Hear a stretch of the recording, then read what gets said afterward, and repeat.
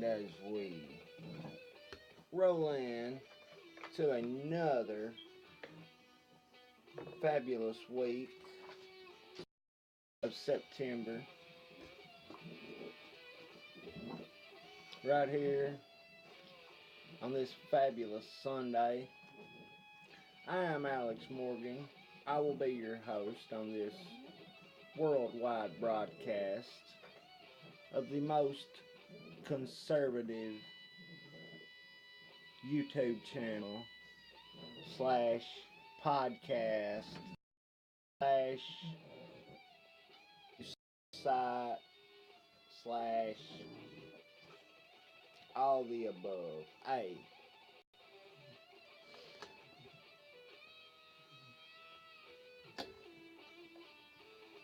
it's been a pretty good weekend.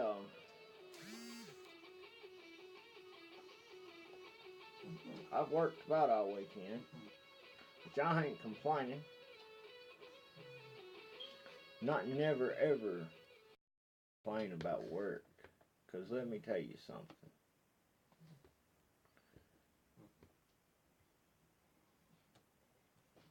I would rather be working than sitting on my tail any day of the week.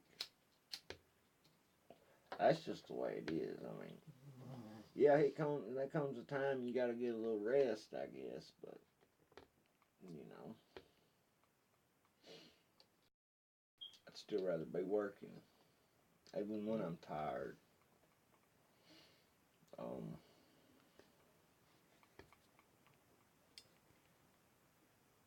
Working 20 hours a day,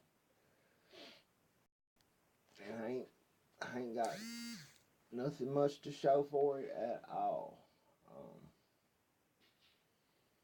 If anything, I'm going in the hole, which I ain't complaining about that either. But, whatever. No, gonna do you no good to complain. No way. People just make fun of you, call you a crybaby, tell you that you're crying too much. That's just people for you. People don't want to see you do good. People don't want to see you succeed. They want to see you fail.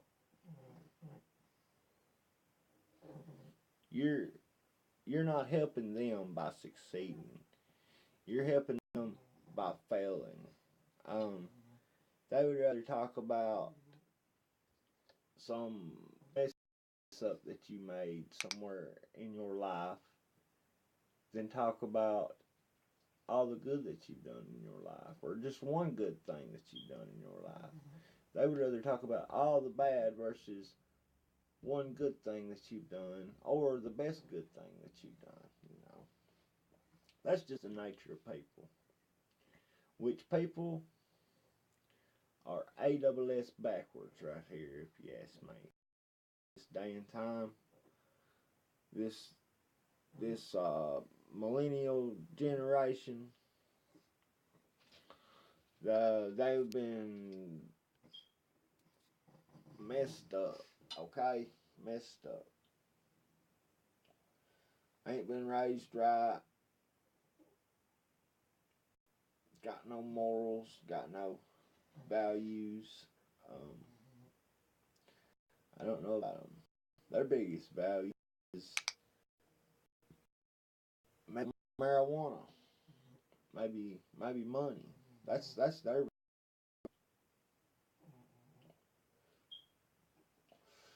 Phone lines will be open all day today. You see this number right here in the background for TV viewers, 276-524-0047.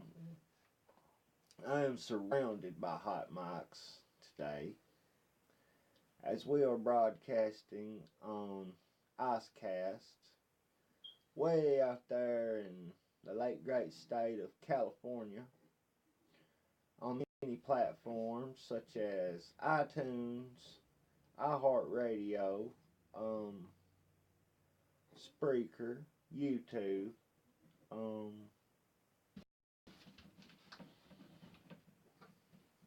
I don't know what I am broadcasting on. But I can tell you this. You need to support this broadcast. You need to go to alexmorganshow.com/online dash store. You need to pick up a t-shirt while they're still on sale. I'm trying to sell out.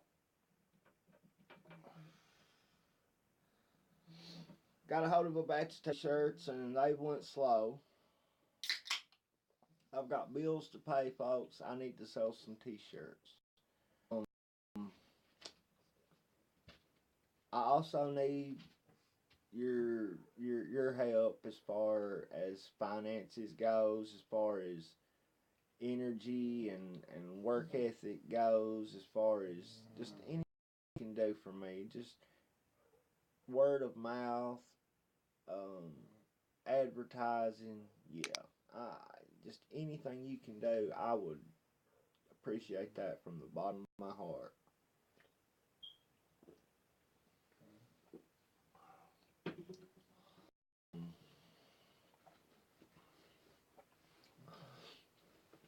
Been a lot of protesting going on in the city of St. Louis during the weekend that has included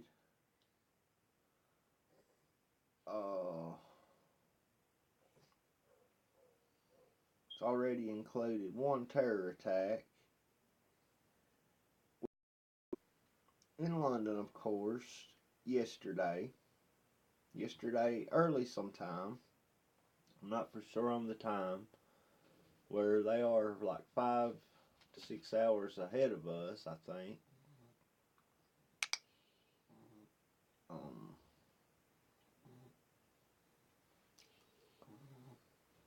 I don't know. I don't know what this world's coming to. And politics, folks, it is not complicated at all. Politics is that's actually very, very simple, okay? Now, what makes it complicated is these people who work for like these people who are part of the deep state, these people who are part of the biased mainstream media, these deep cover intelligence agents who pose as members of the media, people like Anderson Cooper, people like probably like Rachel Cow, if you ask me. And by the way, if she is an intelligence agent, um, that witch has no intelligence. Okay? She is about on the same mental level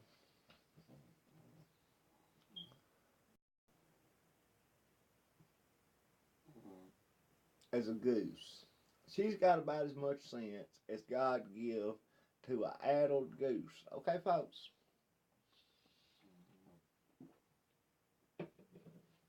And that, my friends, is how much brain power that Rachel Mad Cow disease is operating with. Not very much. Not very much at all. She sits over there and she probably a lot of what she says is probably based on fact, no doubt. But she'll put these little bitty small facts out there, which may, they, like I said, they may be factual, partially, And then that's on the front end. That's on the head end. Then she'll lay a big old lie on it. Something other that she made up here in this rattle trap of hers. And she just sits and throws this propaganda out at people, hoping that they'll buy it, thinking that they're stupid, thinking that she's a brain and got way more sense than everybody else. Folks, she thinks her viewers are dummies, okay?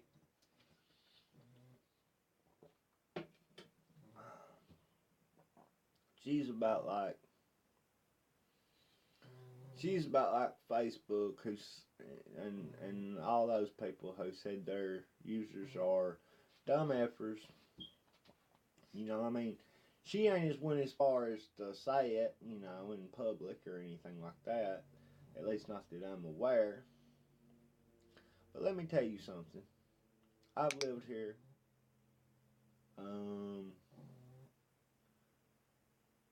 3 decades and 4/10 of another decade.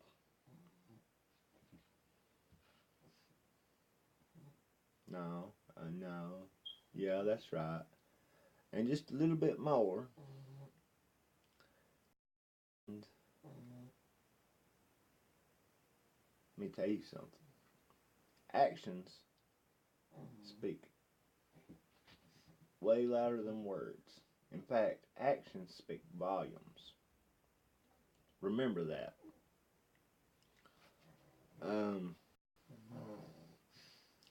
Like, see, people that you talk to, people that you know, not all of them are going to tell you exactly what's on their mind if you were to ask, okay?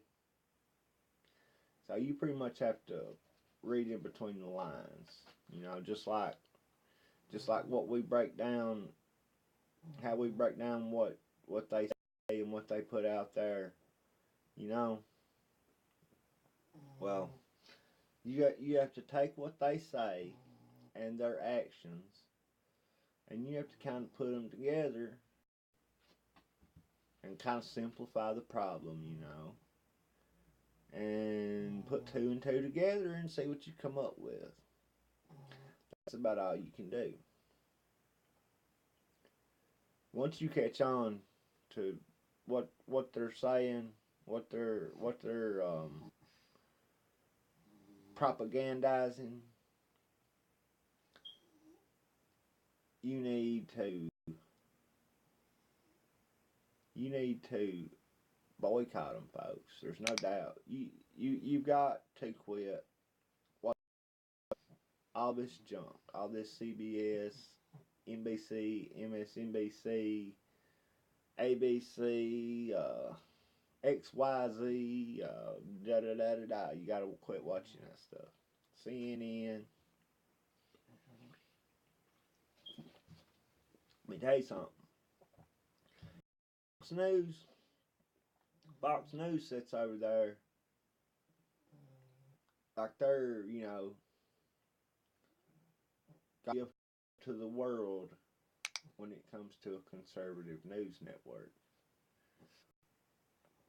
Which you do have some conservatives over at Fox News, some pretty good ones. In named Pyro, and Sean Hannity, of course, and of the great Tucker Carlson, excuse me. But you also have people like the Koch brothers and the brothers who own Fox News. I forget their names. Get producer in the back to pull that up for me.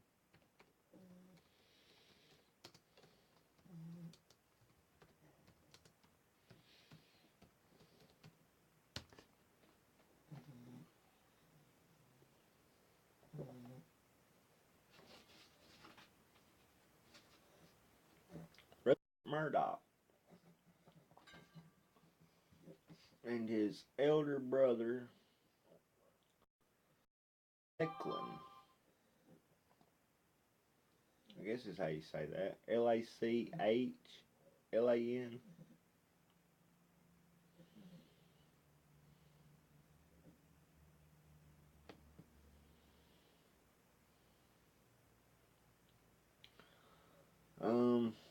Here's a pretty interesting article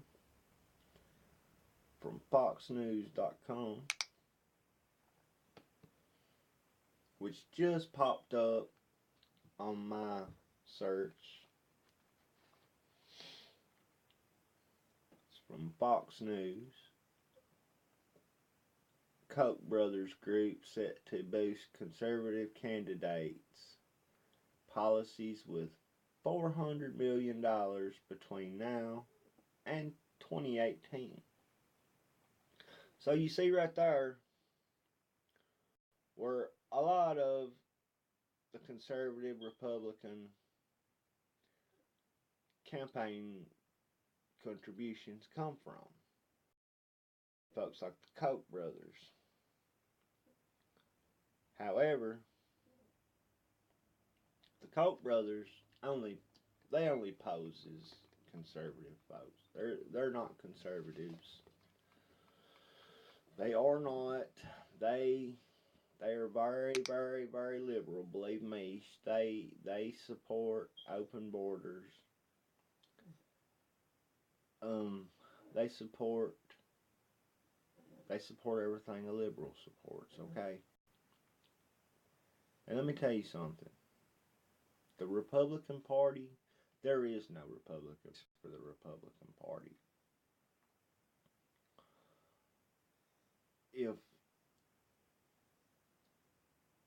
If we don't come together and take over the Republican Party, the Republican Party is going to put a knife in America's backs, okay? Now, if you don't believe me, you take a look at all the so-called conservative Republican senators, all the Republican congressmen, okay? Our president, Donald Trump, he can't get them to pass a health care bill. He can't get them to do nothing for him, okay? They're pretty much Democrat, okay? Because you have the House, which is controlled by the Republicans. You have the Senate, which is controlled by the Republicans. And you have a Republican in the White House, folks. But yet, they fail to push every piece of legislation that they mention, that they talk about. When they actually bill and try to vote it into law, it don't work. So people like Mitch McConnell, people like I'm not gonna diss Ted Cruz so bad, because let me tell you something. Ted Cruz is not perfect. Ted Cruz likes porn. Yeah. Teddy boy likes the pornography. Him or and his staff, I don't know. But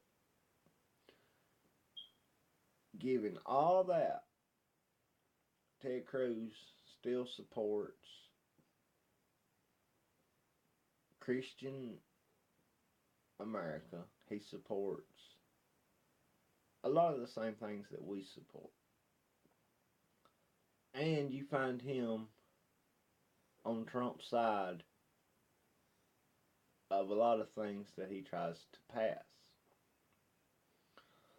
Now, the Republicans are so against Trump, I think This is why you see him trying to make a deal with the Democrats all of a sudden. And all these media networks is all telling you that Trump's going left and he's going a little further left the next day, and before you know it, Trump's gonna be a modern day liberal. But let me tell you something. I don't. I'm not gonna sell Trump out so short, so fast. Okay. He's been in office about like a couple of days, been 9 months, I guess.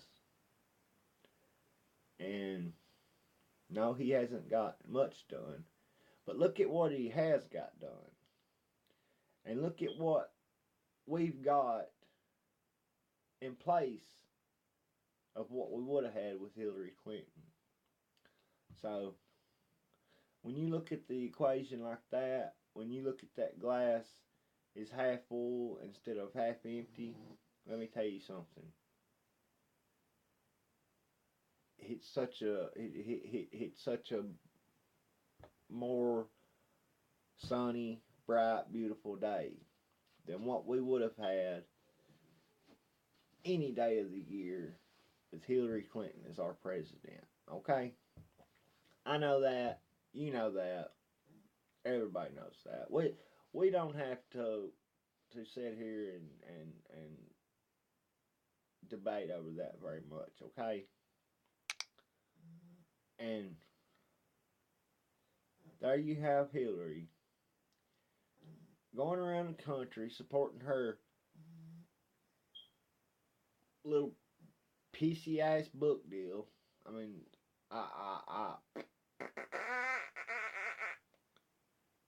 excuse me, I let that slip, but it's the truth. Hillary Clinton couldn't write herself out of a paper sack. Don't get me wrong. She's not what you call stupid, but she couldn't have much sense because all she does is lie. She can't tell the truth. All she does is try to paint some perfect picture for who's actually listening to what she's saying, you know.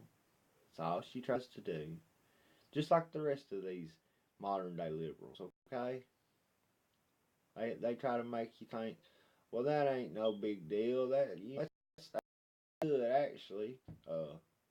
Having open borders and well, we'll just have one government. And they won't be all these hundreds of governments. We'll just have one government, and there won't be no borders. There won't be no countries. We'll just be a super continent is all you can say, and we'll have a one world government. We'll have a religion.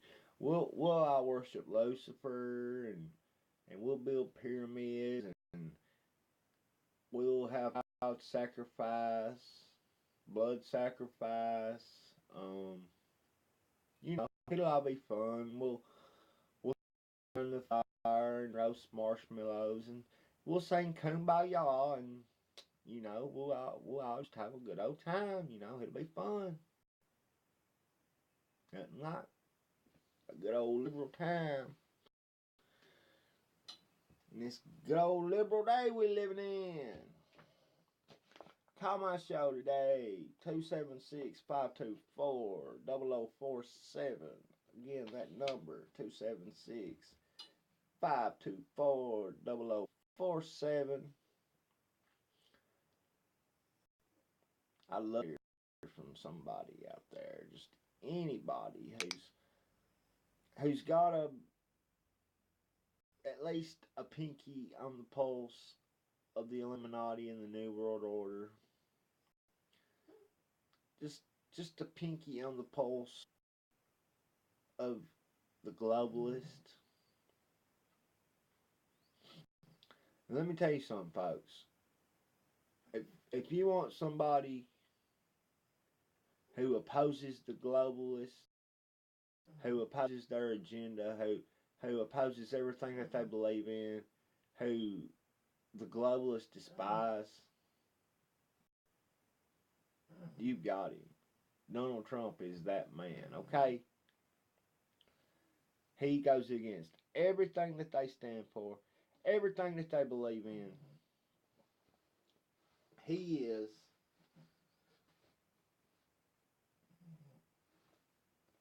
is our Batman to their Joker. Okay? He is. That's all you can say about it.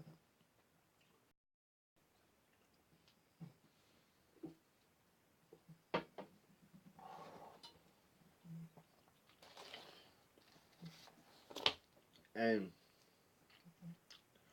you can say what you want to about Donald Trump. But Donald Trump has done a lot of good things by the time he's been in office. There's been stuff that's not been so great, of course. But,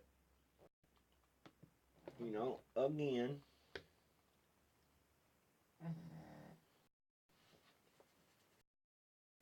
look at the hand that he's been dealt, folks.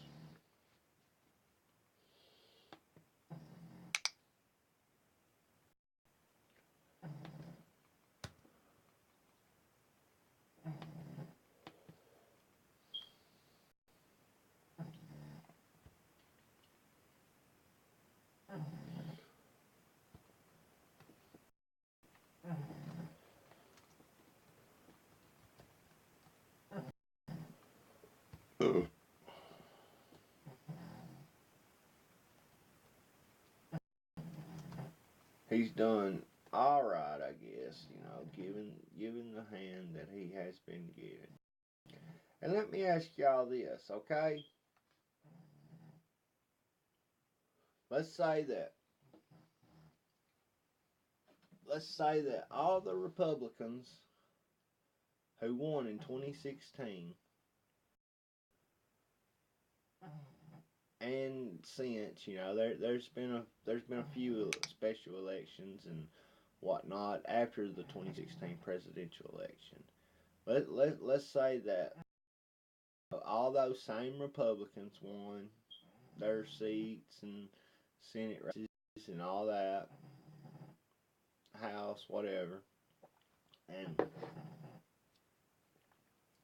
the only difference is that Hillary Clinton won the presidential election. Okay. Do you think all those Republicans that's in the House, in the Congress, in the Senate, all that, do you think that they're going to obstruct against Hillary Clinton, what Hillary Clinton wants to do with whatever? No, they're going to go right along with Hillary. They're going to kiss her butt, okay? Every step of the way.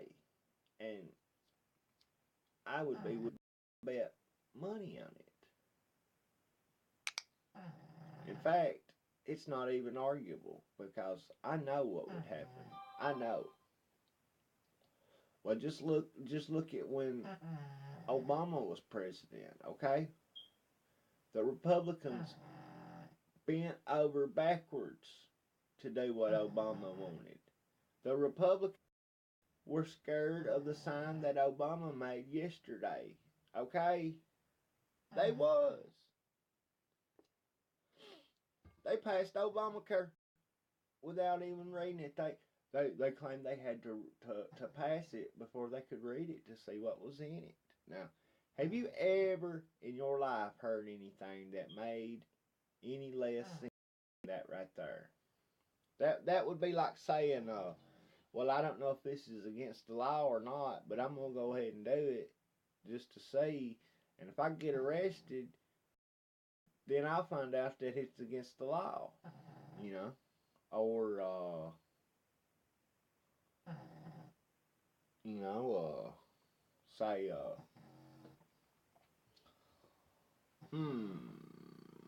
what would that be like? I'm trying to come up with a good comparison.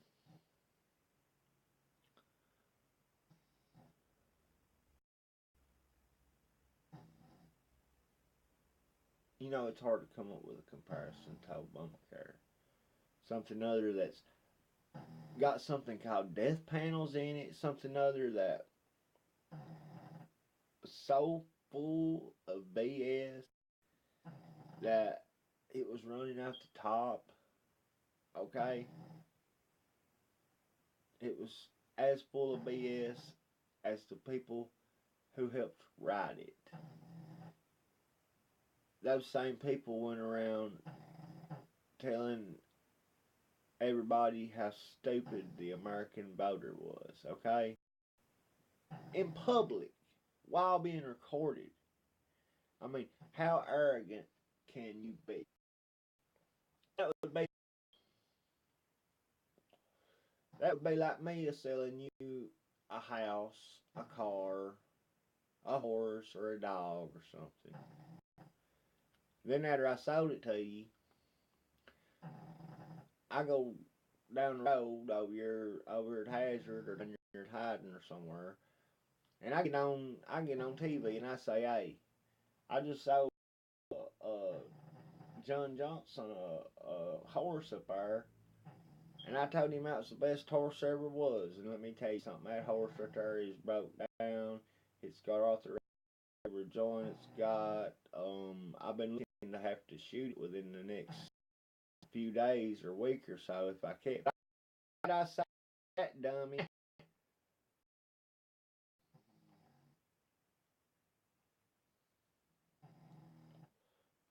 Be about the same thing. Right. I sold the house and I sold you a single wide trailer for $10 million and told you that that's the mansions of the single wide trailer and you will be king of the trailer park in your wide mansion. And then I get on TV and tell everybody what a big dummy you are and what I just sold you, and I make fun of you. There ain't no different, okay?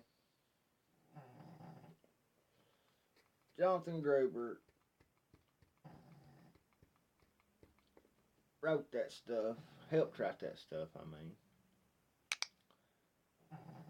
They got that passed through the House, through the Senate. No big deal.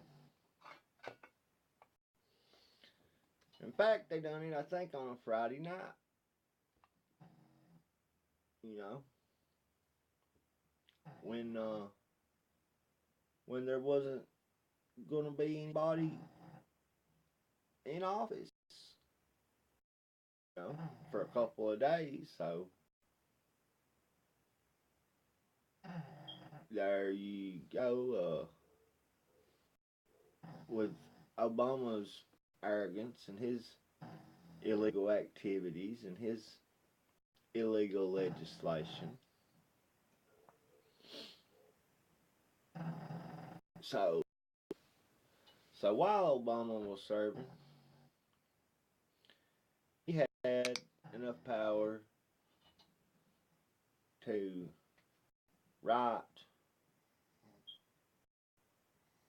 any kind of executive order that he wanted. After he went out of office and Trump comes in, while Trump ain't got the same executive power that Obama had. So for him to change Obama's treasonous executive orders, why he ain't got half the power as Trump shouldn't be able to change what Obama done, you know. Is this making any sense at all? Do you see the IQ of these people who suffer from libtardation?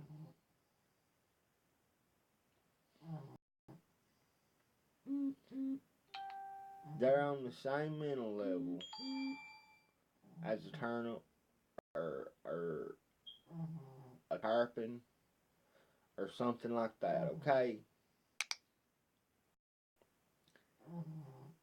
And they think you're the dumb ones. They they can sit and call you racist and bigot, a xenophobe, whatever, and leave it. Why you just shut up and let them do whatever they want to. Let me tell y'all something. Enough of this is enough. Now, Trump is not no Republican, okay? No matter what it said at the end of his name on the ballot sheet, Trump is no Republican. Trump's been a Democrat his whole life, okay? But just like I've been trying to tell you ever since I've had the modern day liberal is not the traditional liberal. The modern day Democrat is not the traditional Democrat, okay?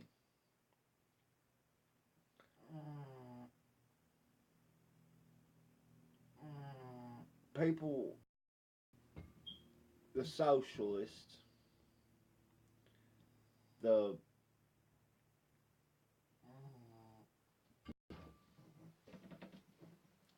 socialist and the fascist and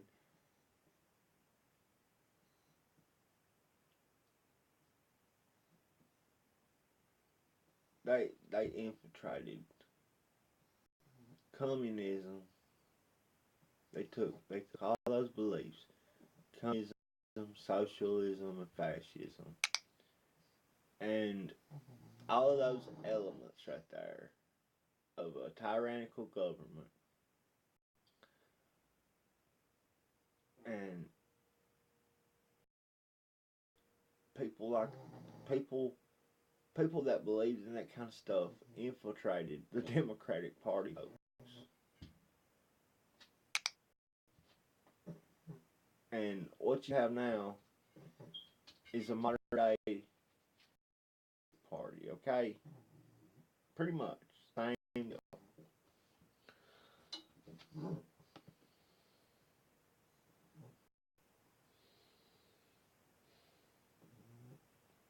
Pretty much. Same deal.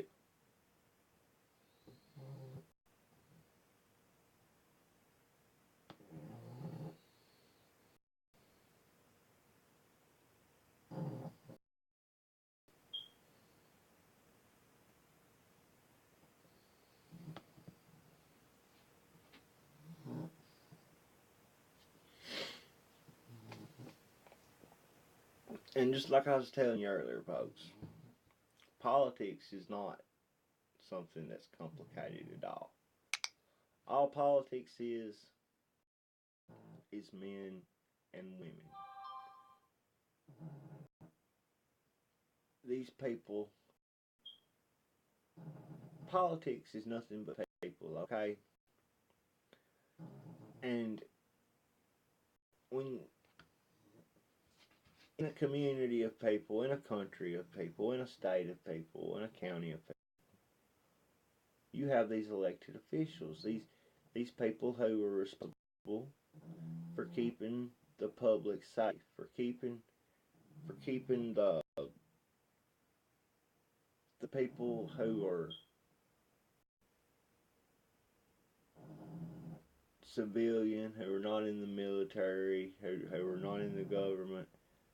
They have the responsibility of keeping them safe. They have the responsibility of collecting tax dollars, and they have the responsibility of deciding what and how much of those tax dollars to spend and what to spend them on. Now, do you see that? That there's nothing complicated about those people's jobs. Nothing is complicated about their jobs. They pretty much have the easiest job in the world, okay? They don't even got do no hard work, no math, nothing like that. They've got people to do that for them, folks. Each government official, I guarantee, has got their own staff members, their own secretaries, their own advisors, their own law, own whatever. You know what I'm saying? They do. So pretty much all they say is, "Hey Jack, crunch these numbers right here and see how much FEMA's gonna spend, guesstimated within the next, and see what the national debt is, and da da da da da, and crunch them numbers, and we'll go from there.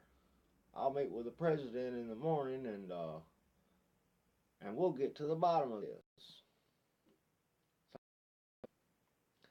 The people who works hard in politics are probably the staffers mostly, okay? That's the people who does all the bad work. The and you know, in politics,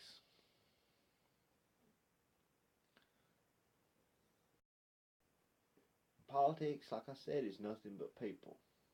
And when it comes to people, people have one fault. They literally have one fault. Men and women are corruptible. Okay? Men and women are corrupted easily. Okay? Look at Adam and Eve in the Garden of, right off the bat, right there. What did the snake do? The serpent. What did he do? He told Eve to eat from the tree of life, and ye shall be like gods, or was it ye shall be gods? It's the same lie that the New World Order is pushing these days. Okay, they want to merge humanity with technology so that they might live forever. Okay, they think that they're not never going to die, really, and that is Lucifer's gift to them for serving him and bringing on this one world government, this one world religion to worship him, this mark of the beast, all of it. And I mean, listen, I know that prophecy is prophecy. Prophecy is going to be fulfilled no matter what we do, okay? At the most, at the best chances, we might have a chance of slowing it down, something like that. But I mean, if we could slow it down, say 3, 4, 5 generations, hey, that would be a really great thing, because there you have our grandchildren, our great grandchildren, our great great grandchildren, and our great great great grandchildren all living good, okay? Their whole life. Which, let me tell you something, folks.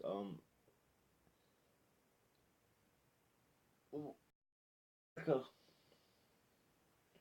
America needs to grow some nuts. America needs to read their Bibles. America needs to go to church. America needs to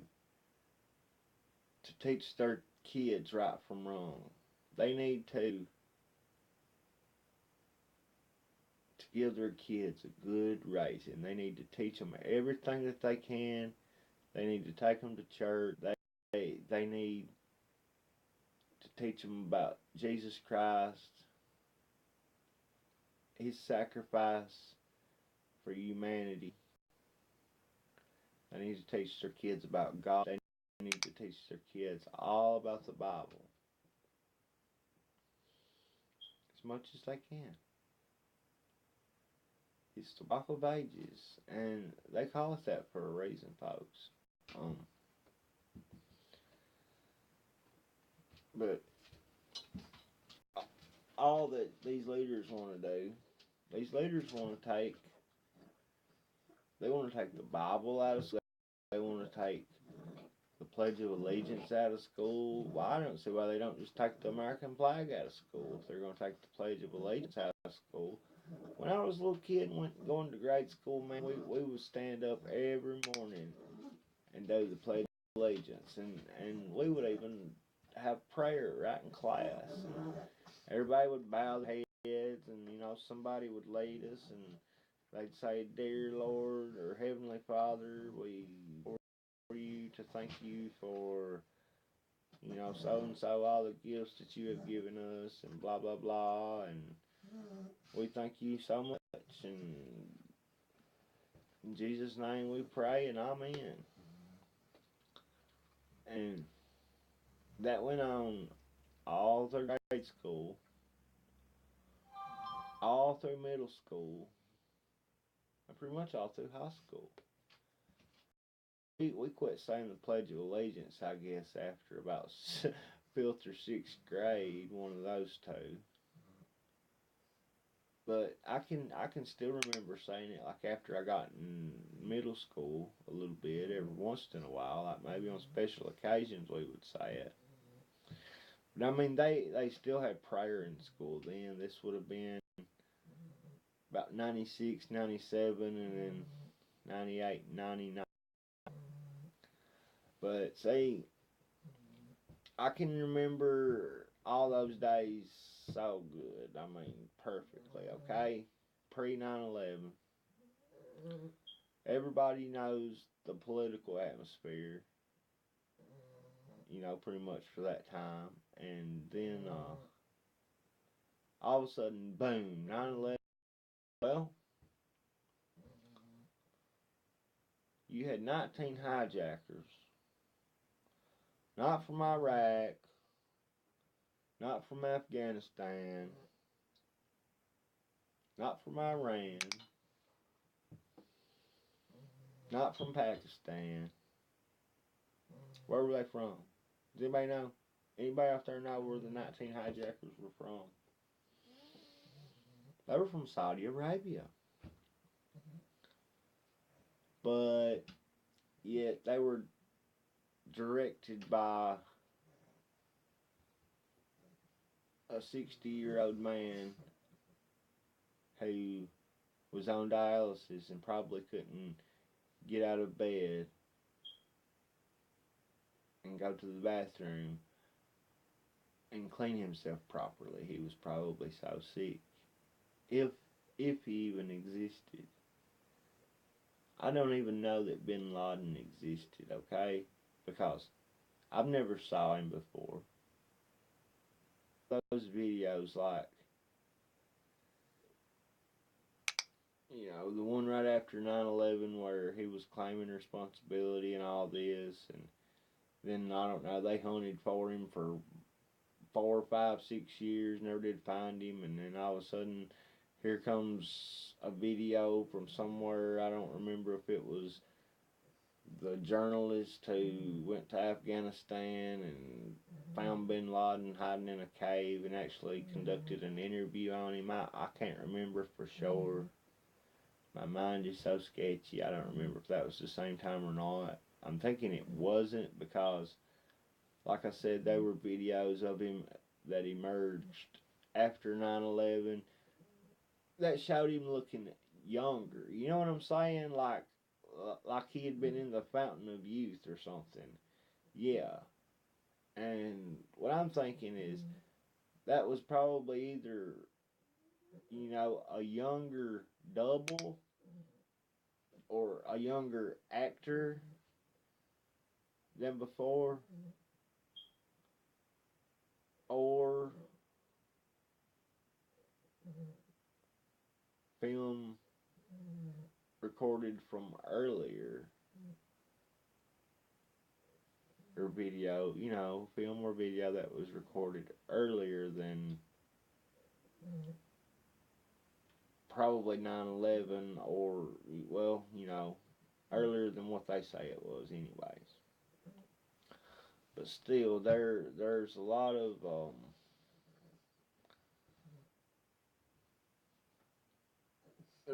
inaccuracies in the whole Bin Laden deal. Okay, there's a lot. Um,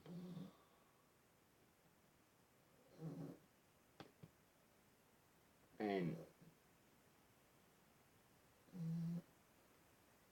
you don't have to consider yourself a conspiracy theorist just because you ask a question about something. Just because you question known liars about something, known liars that can't tell the truth about nothing, that don't make you a conspiracy theorist, folks. That makes you smart. That's how you learn, is you ask questions, okay? You don't just learn by going along. Oh, I just got the answer in my head. The light bulb just came on, and yeah. No, see, you have to live and learn every day. Project by project, job by job, activity by activity. Okay, it don't just everything don't just come natural.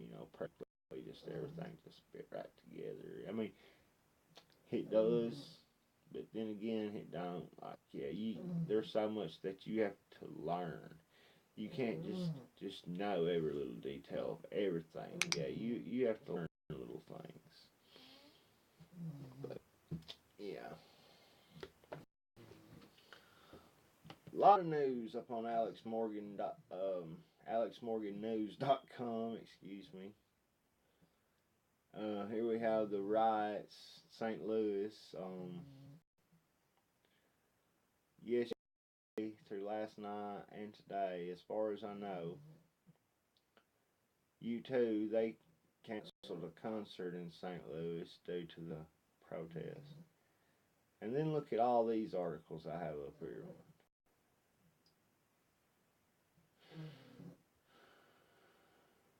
There's every bit of 50 some 60 articles up there.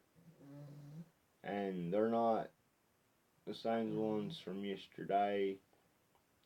I might have left 6 or 7 from yesterday. And that was because they were so important that I felt that I needed to leave them up for a day or two, in case, like, I had new visitors to the site that hadn't read them articles before.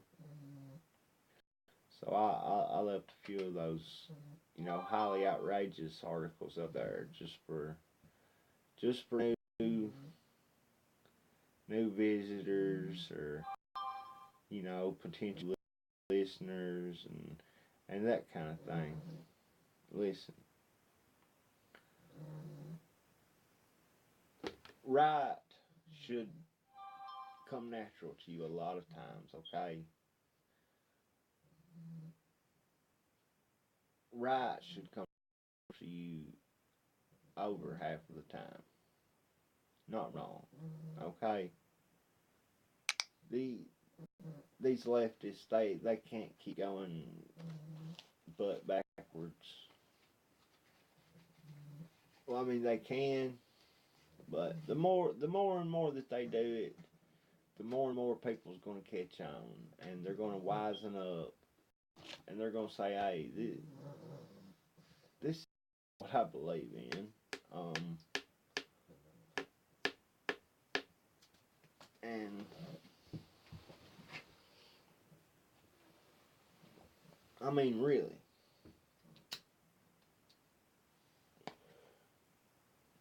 you can just do so much wrong, and that's it.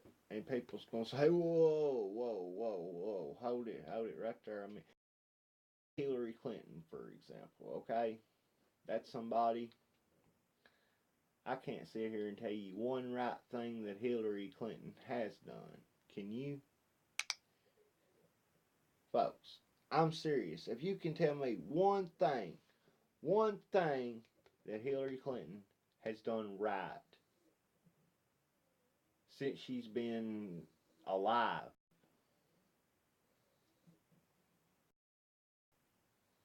I'll probably kiss your butt. If you could tell me just one thing that witch has done right. But it can't be worship Satan. It can't be, are you a good witch or are you a bad witch? Because point blank, she is a witch, okay? And there ain't no good witches and there ain't no bad witches. A witch is a witch is a witch is a so yeah, you can't say that to me because yeah.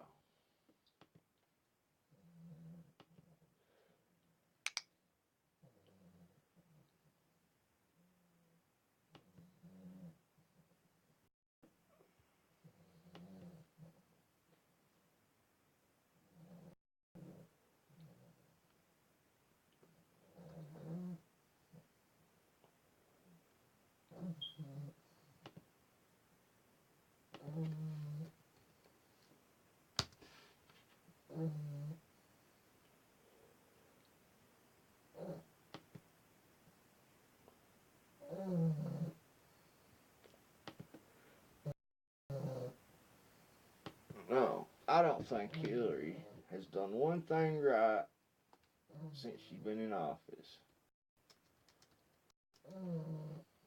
Or since she's been in the world, excuse me.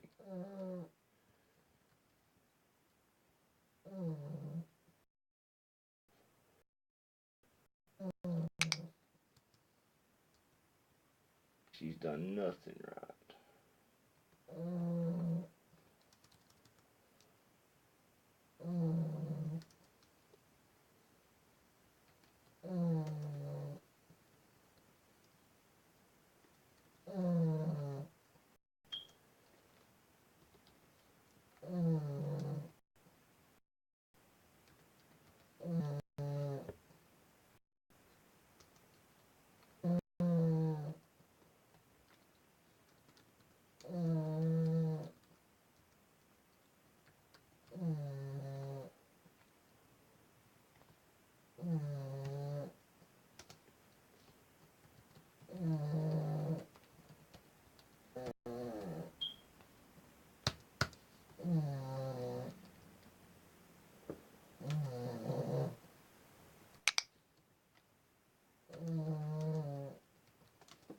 Give me just a second here. I gotta type this out. So.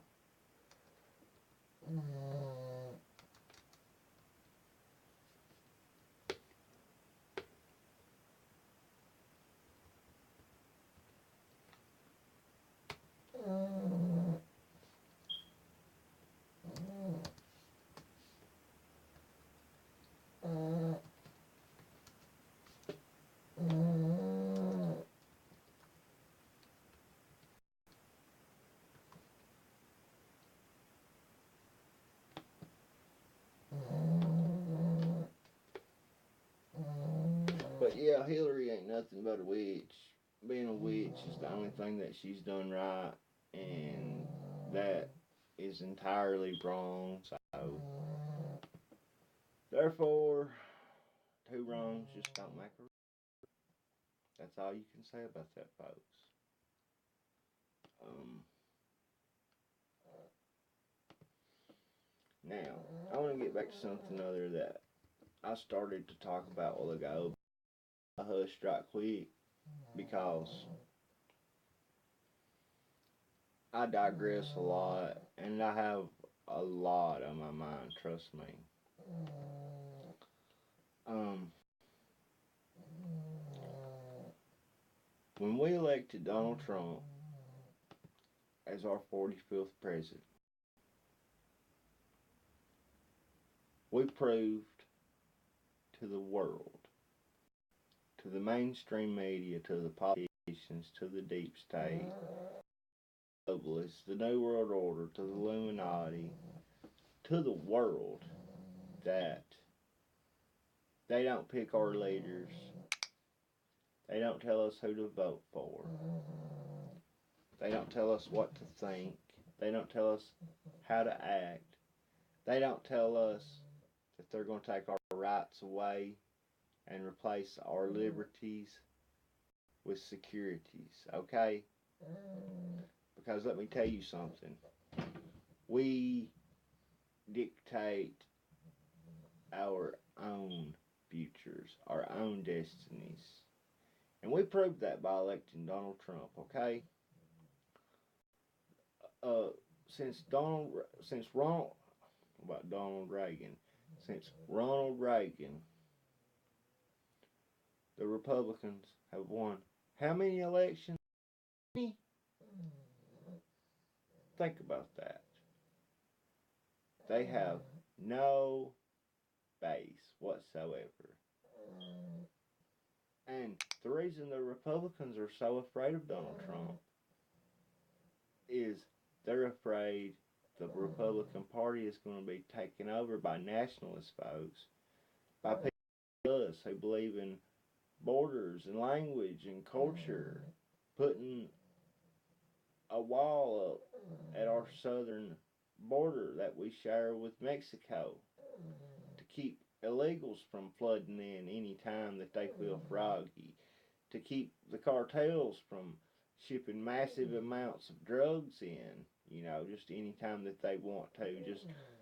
Just wade across the Rio Grande and come on in there, Speedy Gonzalez. Beep beep. That's just the way it is. And all you can hear them say, well, Trump ain't gonna build the wall. He's got other plans. Trump's not gonna. He's not gonna send the Dreamers back. Trump's going left. And whatever. I've got to just keep watching Trump and seeing what Trump does from here on out during the rest of his term, or terms if he is elected for a second term, which I don't know. I know this much: he better be fulfilling more of his campaign promises. Another thing, we need to be winning more House seats, more places in the Senate, we need to get on the ball, folks. Okay?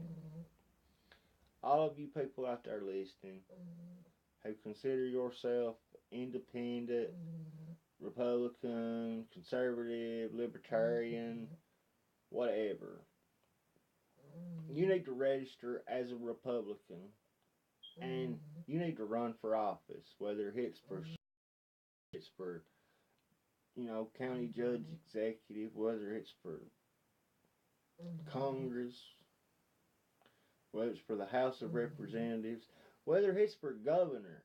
You need to run for office, okay? We need to get rid of all these establishment Republicans and socialist Democrats and just anybody who considers their affiliate of the liberal belief system this day and time, okay? And if we can do that within the next few years, you're going to see more jobs. You're going to see more money in your pocket. You're going to see a better healthcare system than what we have now. And let me tell you something, it wouldn't take much to have a better healthcare system than we got now, because if you get better than what we've got, you be doing good. All it was meant to do is to destroy all these poor people, to force the ones who don't get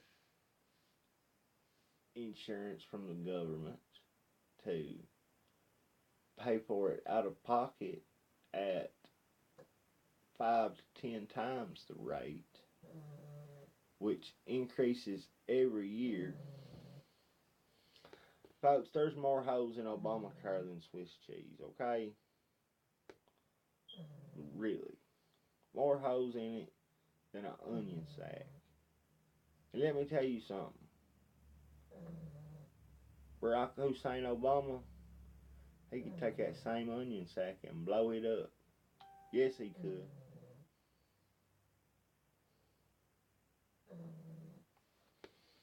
Folks, if anybody's out there listening on Spreaker, on iHeart, you need to follow me on Twitter.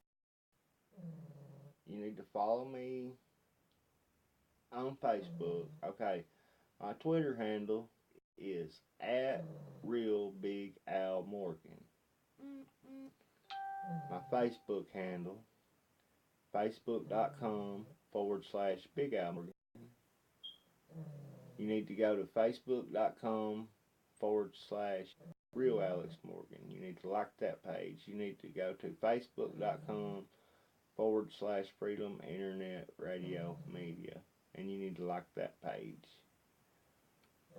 You need to go over to AlexMorganShow.com or AlexMorganNews.com. You need to sign up for my newsletter. You need to share the videos. Listen. The next thing I'm going to start doing, I'm going to start writing these congressmen. I'm going to start writing some of these senators whose names aren't Bitch McConnell, who I'm not writing Maxine Waters. I'm not writing Nancy Pelosi. I'm not writing Bernie Sanders. But I am writing the ones who consider themselves Republicans, independents. Because they are going to try to impeach Trump, folks. I got news for you. They are. That's all that they have done since before he become president, is try to turn him into a criminal. Okay? If nothing else, they could use his as hostages, folks. Okay? And tell him if he don't go along with their plan, they're gonna kill his family, you know. They could do that very, very easily. Don't think that they couldn't. That would be right up their alley. They're not too good, something like that, okay? No means whatsoever.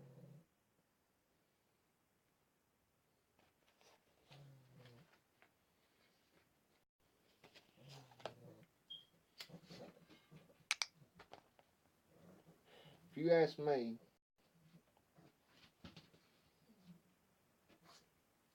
as good a thing as government is, no, let me take that back. As good a thing as government could be, government is what's destroyed this country, okay? It was set up and it was intended to be a thing. It really was. It was set up right too by the founding fathers. It really was. But the one thing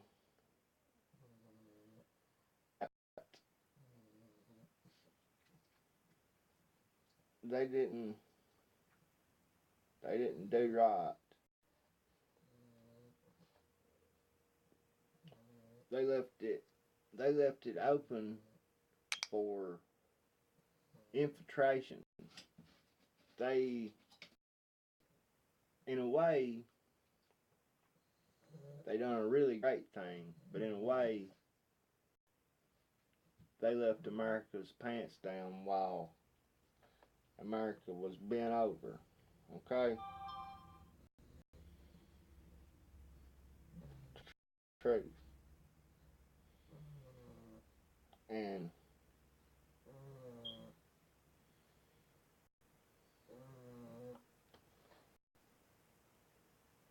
as I said,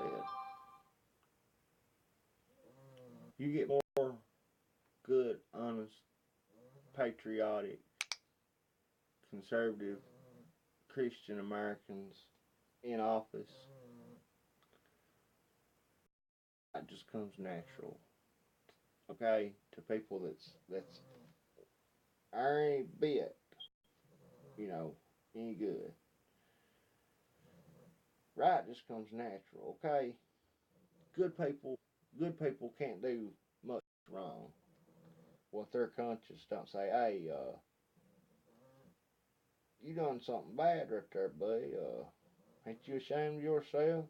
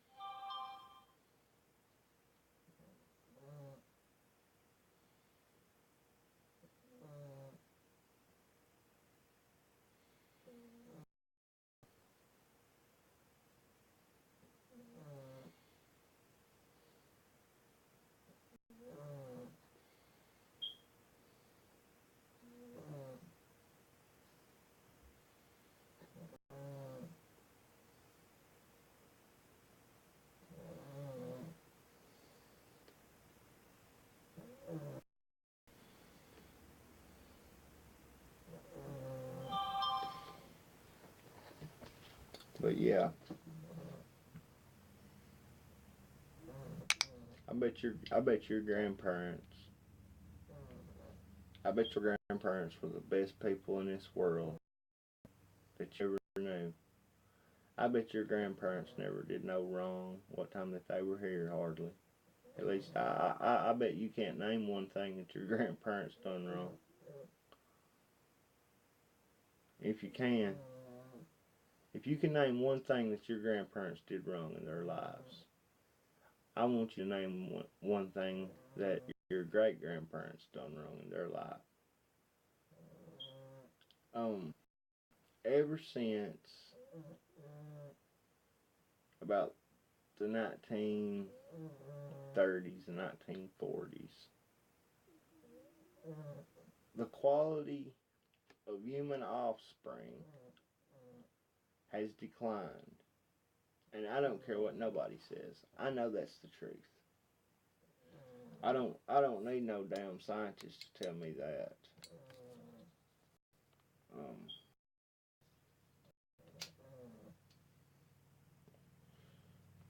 I'm a damn scientist myself, okay? When it comes to studying that kind of stuff, because it really don't take no scientist to see it. Um, and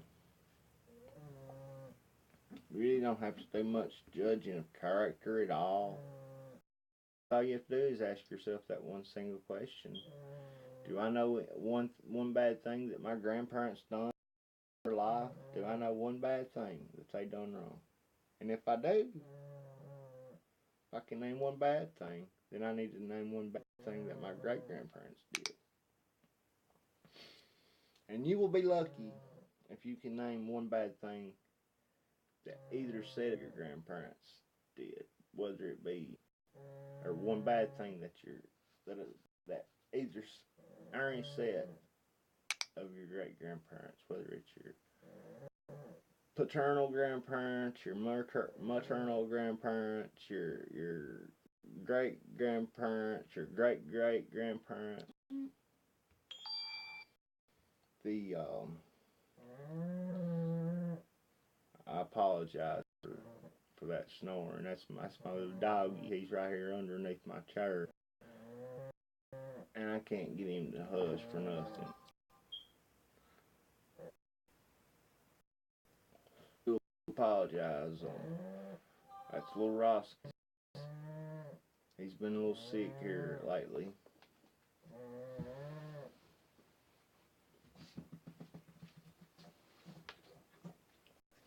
Wake him up a little bit. But, yeah, that's my little pig dog. Or pug dog. I nicknamed him my little pig dog. Because he walks around grunting 24/7. He ain't walking around grunting. He's laying around somewhere snoring. He snores just like somebody, or worse.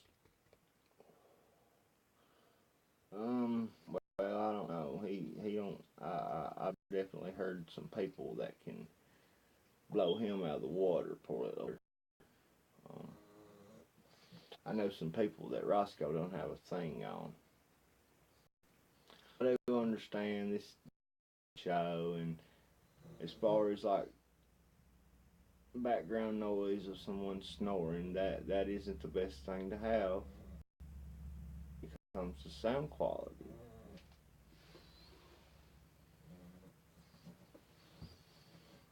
Um, but I can't help it today. He wanted to come in here and be with me, so I surely wasn't gonna leave him in there by himself. I've had him.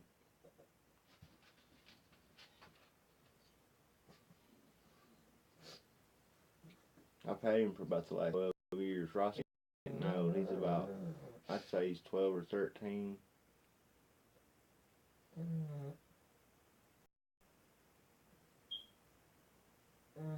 He's surely 12 years old. And he's getting to where he's kind of old and can't see, and he walks into the wall sometimes. And I don't know if it's, I guess he's got cataracts, because like you can see like a little film sometimes. Look at his eyes, or you shine a light in his eyes, you can kind of see the film growing over his eye. So I guess that's just cataracts.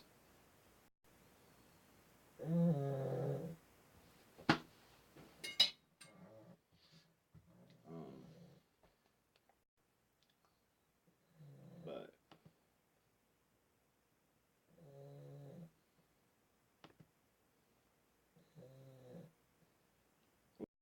some news articles right here in a minute.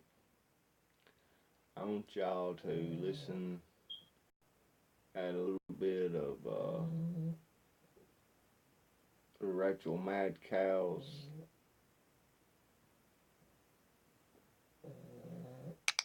dumb, stupid monologue, where she does what she always does and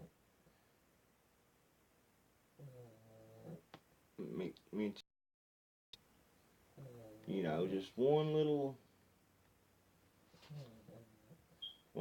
hair of the truth, and she puts that out there, and then mixes it, puts her own little twist of propaganda onto it.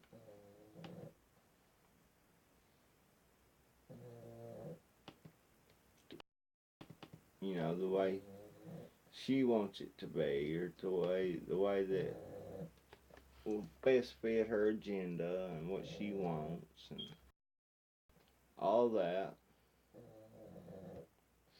And I know she does it because I'm a good judge of character, folks. I'm a very, very good judge of character. Believe that.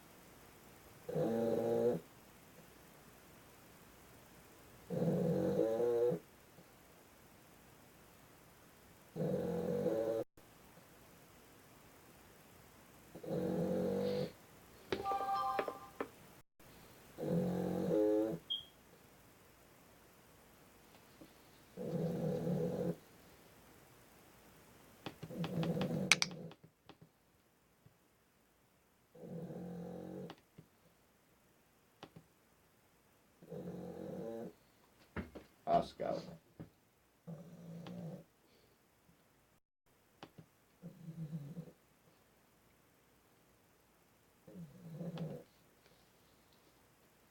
This is Freedom Internet Radio. Remember, we're not funded by George Soros, the CIA, the CFR, the Rockefellers, the Ford Foundation, the Koch brothers, or any foreign or living entity abroad. Funded by good red-blooded people like you, please support us in any way that you can, financially, energetically, informatively, skillfully, or however you may be able. You are the sleeping giant. And we're waking up more and more, every day. Visit alexmorganshow.com to shop for gear and donate to the broadcast. Also visit alexmorgannews.com throughout your day, for news updates all day long. Remember, without you the listeners, none of our efforts would be possible. Visit alexmorganshow.com to shop for gear and donate to the broadcast. Now introducing an amazing sale. Up to 40% off merchandise. This super huge sale won't last long. Get you Alex Morgan gear today, and email alex at alexmorganshow.com and ask him about customized embroideries, now available. For $65, choose your favorite design, send them to Alex and tell him what you want the quantity. And he will get back to you with all the information you need to complete your order. Dot.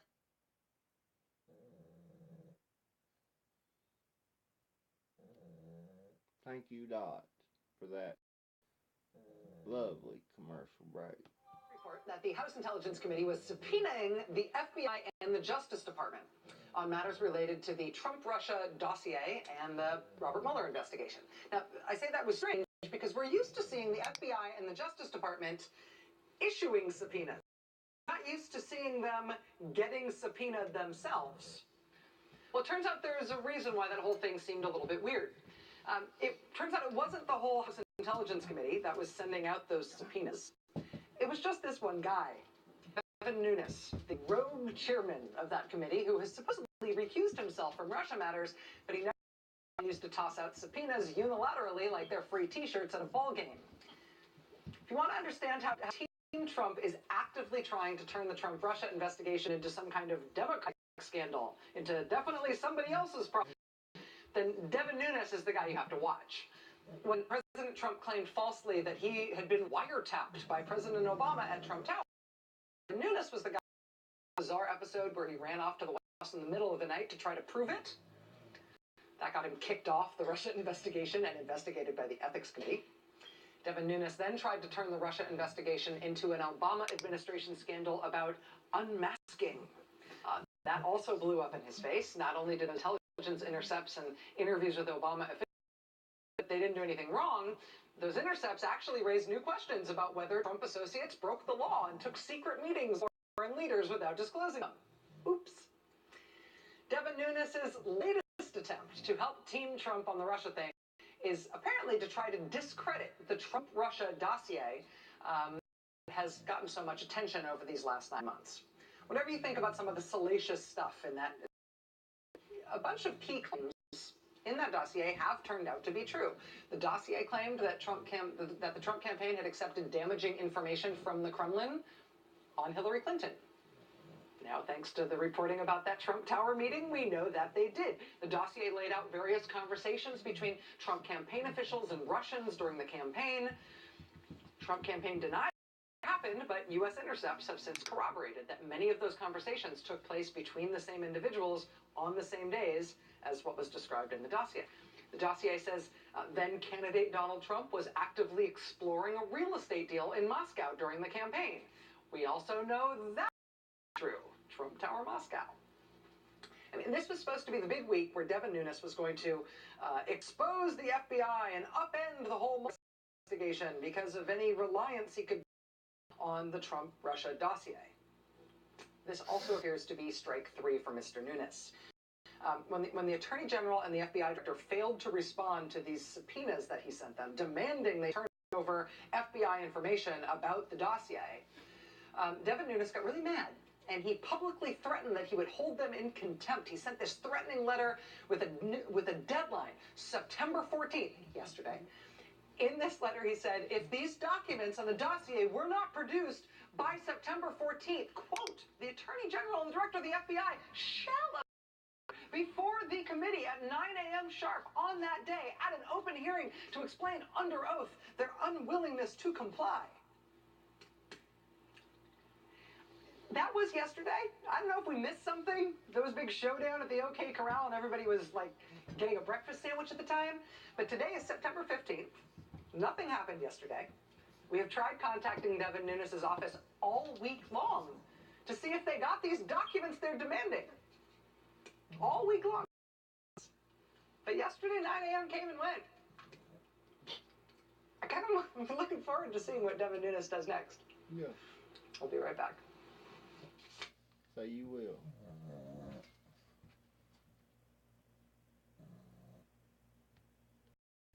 Do you see what she does just right over and over? Like, she'll give one thing about that much credit, you know, like something that's based on a little bit of truth, and then she'll put her own little twist on it. She'll give you about that much truth, then she'll give you about that much, well, I mean, let's see. And thanks to you at home for joining us this hour. Happy Friday. The first one, which is often called a firing, but it wasn't. It was a resignation. That much. The first one came lie. just 24 days into the new administration.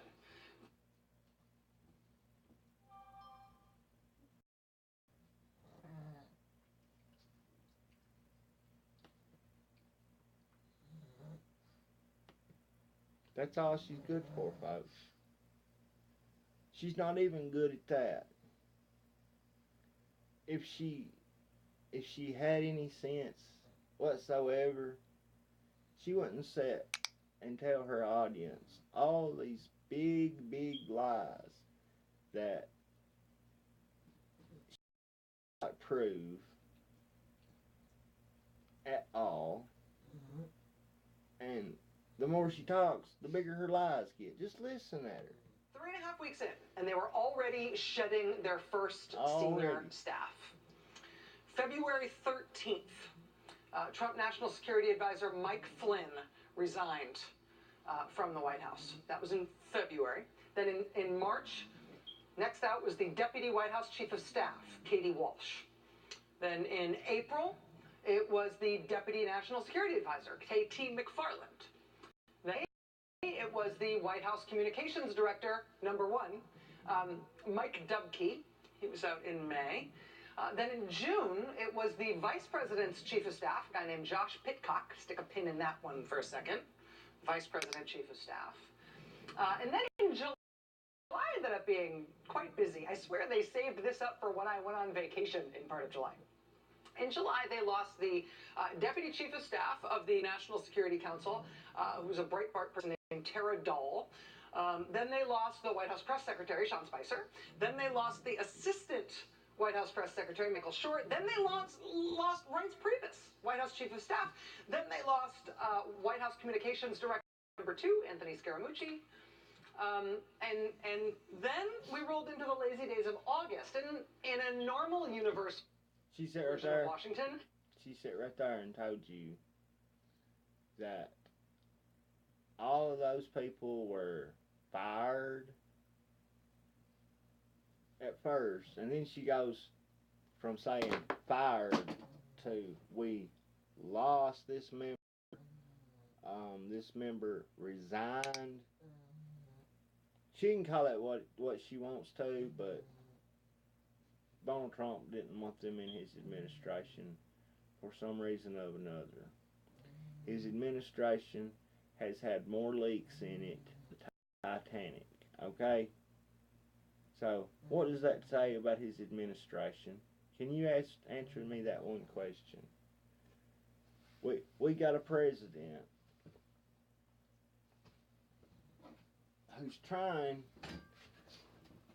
to fix our country, to fix our foreign policy, to fix our foreign trade policy, to fix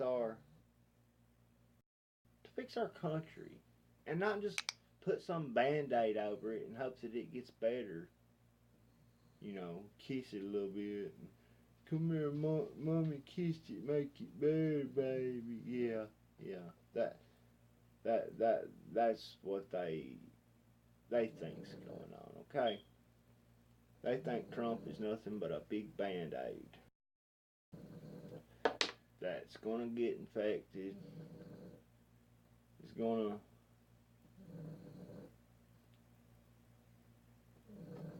cause it's gonna get so infected it's gonna be staph. It's gonna America's blood and poison America. Okay? That's what they think about Trump.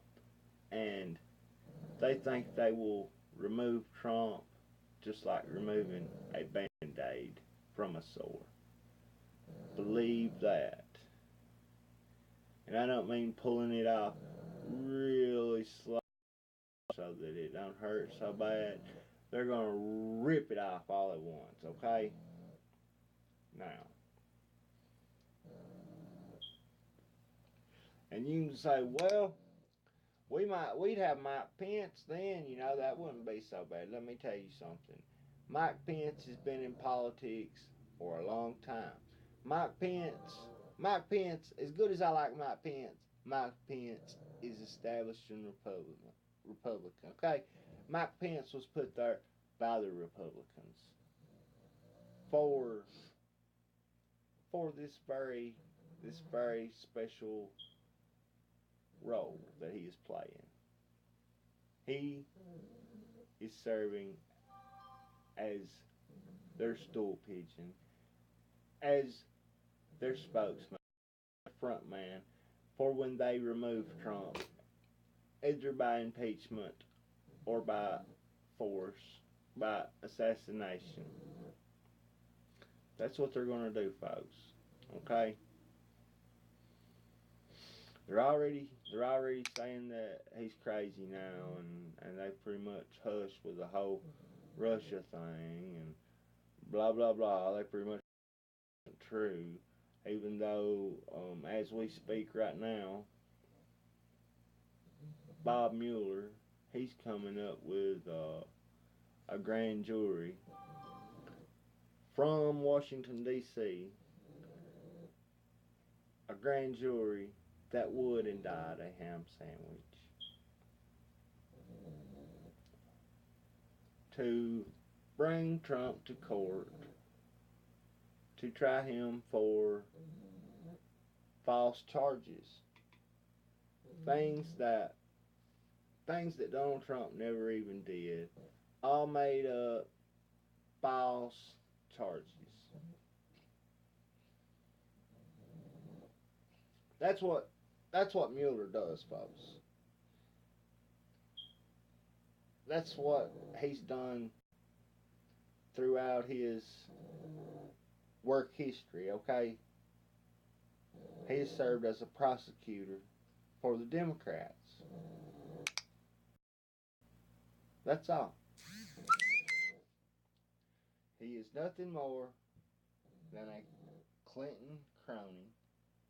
You heard that right here. At first, I didn't know much about him. I was like, well, I can't find nothing bad about. How did he was FBI director during the attack on 9/11? That when I saw that on Wikipedia, that made the hair stand up on the back of my neck, folks. Okay, because that told me right there that not only did he cover up for 9/11, not only did he not investigate a lot of things about 9/11 been investigated, but he covered up for Hillary Clinton through Benghazi.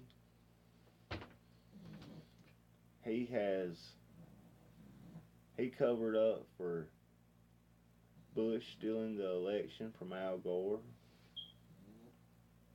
Sure did.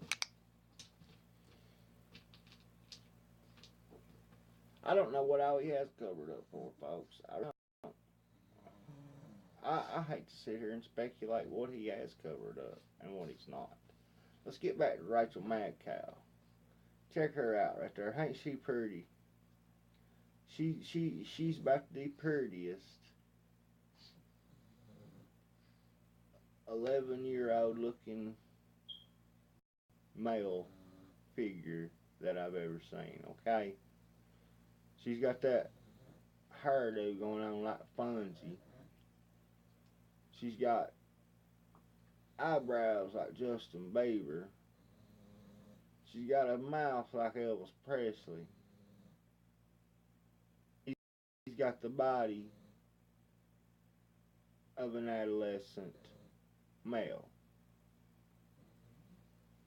I'm telling you, son, she is going to make some woman a good husband one of these days. But I digress. Nothing happens in August, but in this one, August meant it was time to fire or accept the resignation of the Senior Director for Intelligence of the National Security Council, Ezra Cohen-Watnick. And then, I should say about him, he's a guy who nobody was quite sure why he was there in the first place, but he was gone as of August. We didn't even know what then all on the same day. We didn't even know what he was doing there. So, do you see how smart this woman is? Do you see? White House Chief Strategist Steve Bannon, and a special assistant to the president named Julia Hahn, and a director of public liaison, the director of the public liaison. Folks, the reason Bannon left, the generals got rid of Bannon.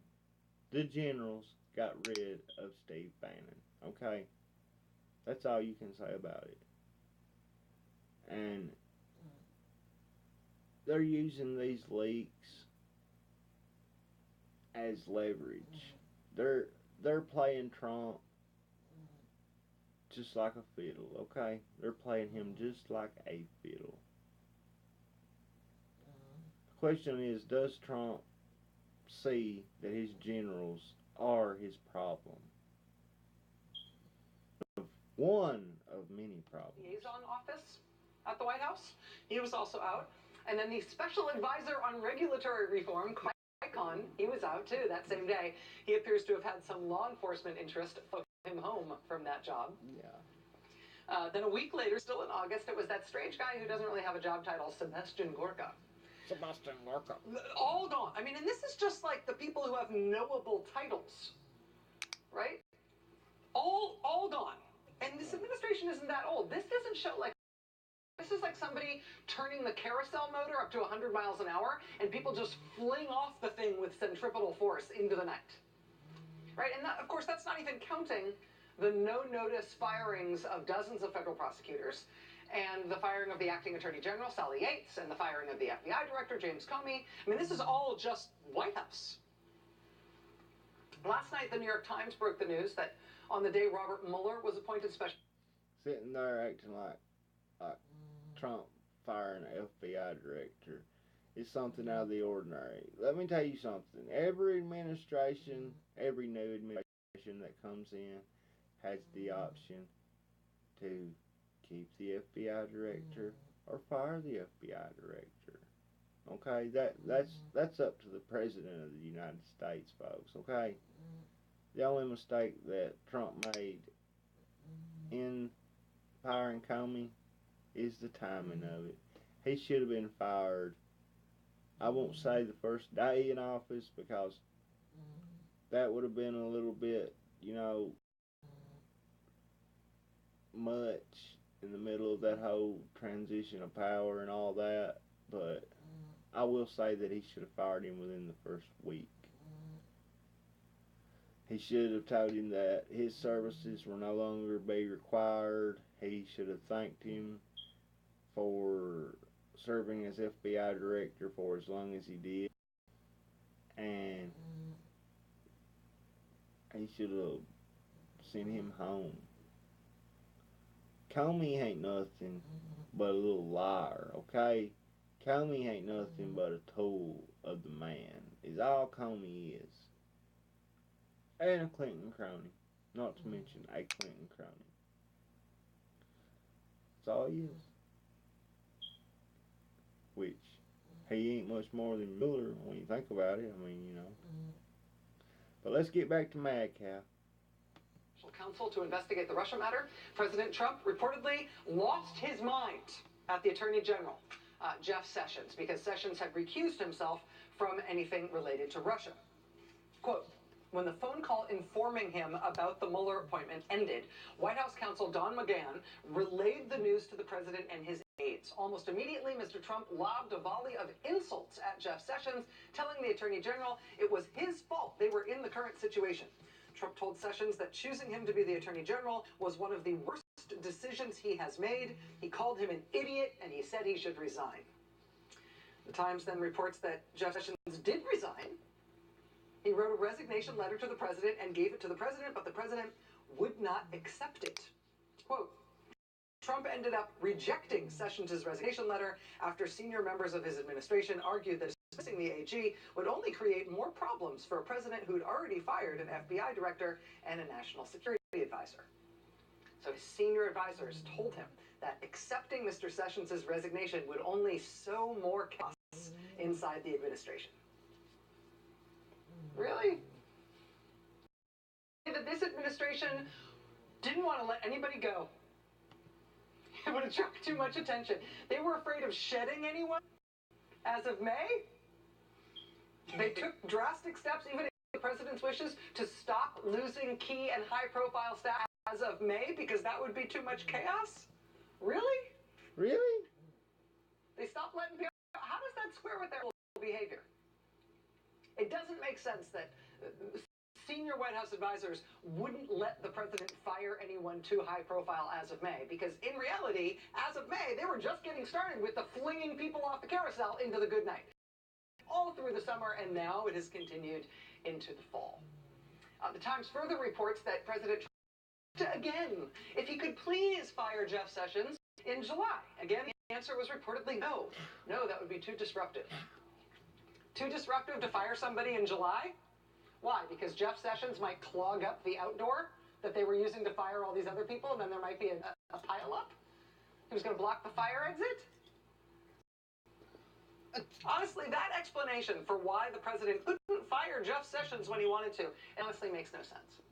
given the number of people fired in this White House. This situation with the president and the attorney general supposedly having this standoff, it will end weirdly, I can assure you. But something about the way that conflict between the president and the attorney general, but something about the way that palace intrigue is being described is off when you put it in context against the way the White House was otherwise behaving at the time these supposed conflicts really came to an end. Yeah. Regardless of Jeff Sessions, though, today there is one new name to add to the list of people being flung off the carousel in Washington. Today we got the resignation of to the vice president, a man named Mark Lotter. Vice President Mike Pence on as of today. Vice President Mike Pence lost his chief of staff back in, lost his press secretary. For all the people in this White House, it's about very of all these senior staff. Vice President Mike Pence has been caught out in way more of these scandals than his bland Beltway press coverage would have you believe. I mean, even going all the way back to the first dramatic departure from this White House, going all the way back to Mike Flynn, right? Mike Pence was the head of the transition. This is a letter that he received as head of the transition, notifying him in writing about concerns that soon-to-be National Security Advisor Mike Flynn appeared to be on the payroll of foreign governments. In addition to this notification in writing from Congress, Mike Flynn's lawyers also said that they too notified the transition in person, telling them that Flynn was on the payroll of foreign governments. Vice President Mike Pence was running the transition when all those warnings about Mike Flynn came in. He nevertheless claims that he never heard, no idea. As head of the transition, he had no idea, nobody could have had any idea that Mike Flynn might have been on the payroll of foreign governments. That is plainly not true. Folks, General Mike Flynn is a retired military general. Now, I don't know if you know this or not, but I'm sure that Mrs. Madcow knows this very, very well. When you are a retired military general, you go to foreign governments and you work for them.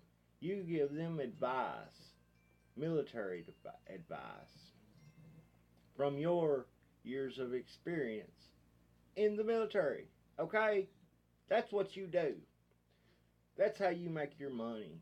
Besides, off your whatever retirement, yeah, that's how you make your extra money right there. Okay? And it's guaranteed, money in the bank, no questions asked, you will get paid good, and it's perfectly legal. Okay? Perfectly legal. Nothing traitorous about it. Instead, she tries to spin it as General Mike Flynn is a traitor because he's on the payroll of foreign governments. Do you see what liars that the mainstream media is? Do you see how stupid that Rachel Maddow thinks that her viewers are? Let alone the people that aren't her viewers that might be flipping through the channels and say, well, there's a good-looking 12-year-old boy. Let's see what he's got to say today, She thinks that we're that stupid, okay?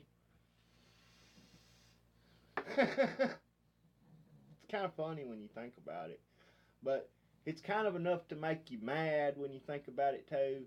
Because it is an insult to your intelligence, folks, okay? It really is.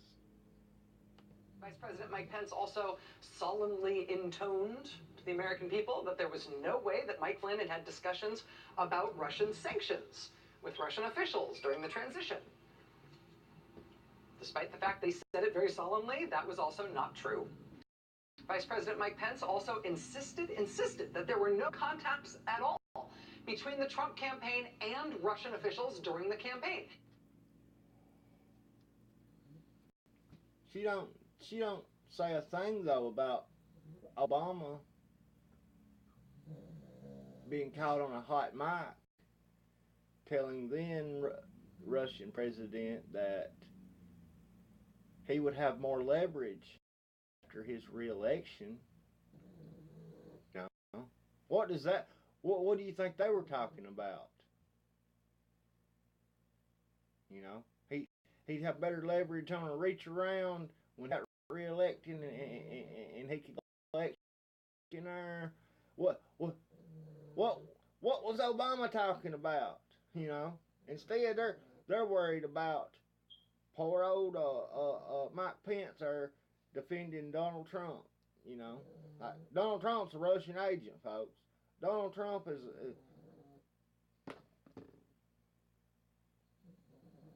surely, to goodness, your IQ is higher than what this woman right here gives you credit for. Because if it ain't, you might as well go after, go out in the yard somewhere. Don't do it in your house, but go out there and commit suicide, okay, and get it over with. Because if you're that dumb, it's dangerous for you to live, okay?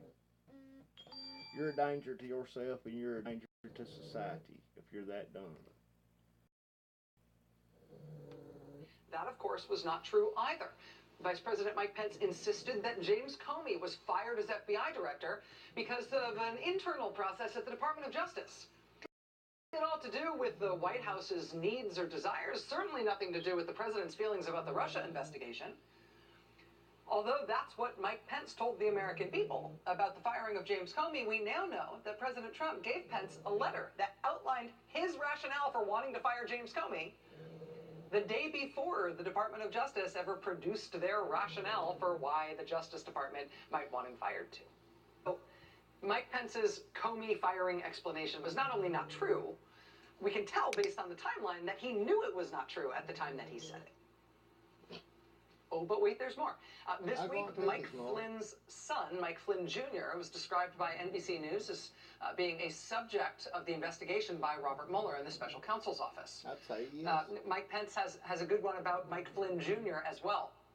Controversy, of course, emerged during the campaign, but also during the transition about toxic conspiracy that had circulated during the campaign. And controversy arose specifically around Mike Flynn Jr. continuing to defend some of the most odious conspiracy theories from the campaign, even after a disturbed young man showed up at a D.C. pizza parlor and started shooting because of that conspiracy theory. Mike Flynn Jr., in the ensuing controversy, was What they failed to tell you about that pizzeria shooting, folks,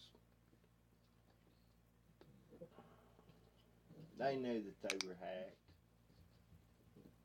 They put that out there as a straw man. Just like I've told you about 50 times. They have to build a straw man. Okay?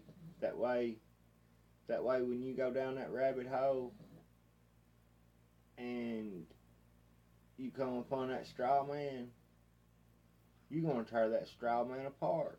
And you're going to say, well, I got him something this time, you know. And then you get to fight with that straw man, and that straw man just falls apart into nothing, turns into dust, into straw, you know. Into a million pieces. That's just like Obama saying that, or, well, Michelle saying that Obama was born in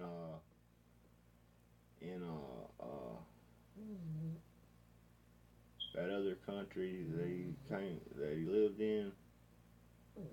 Which one? Indonesia. Yeah, they said he was born in Indonesia first.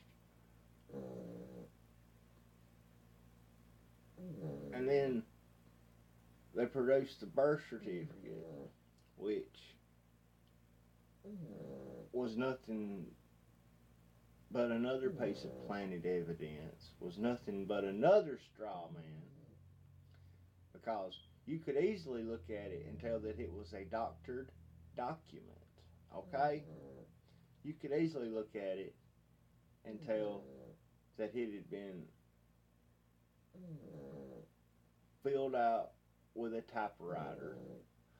A typewriter which had a very, very, very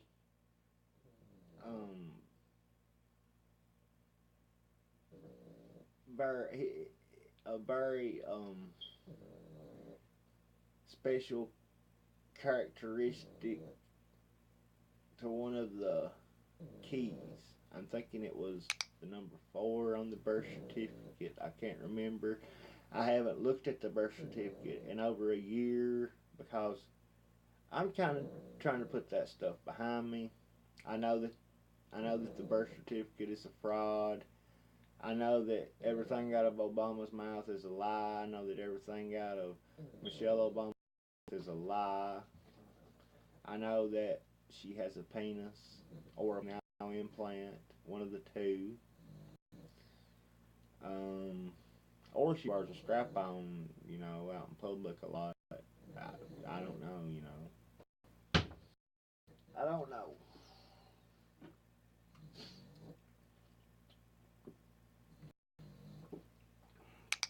But if she's not a man, she wants to be a man. And if she's not a man, then Obama isn't straight. Okay? It's just that simple.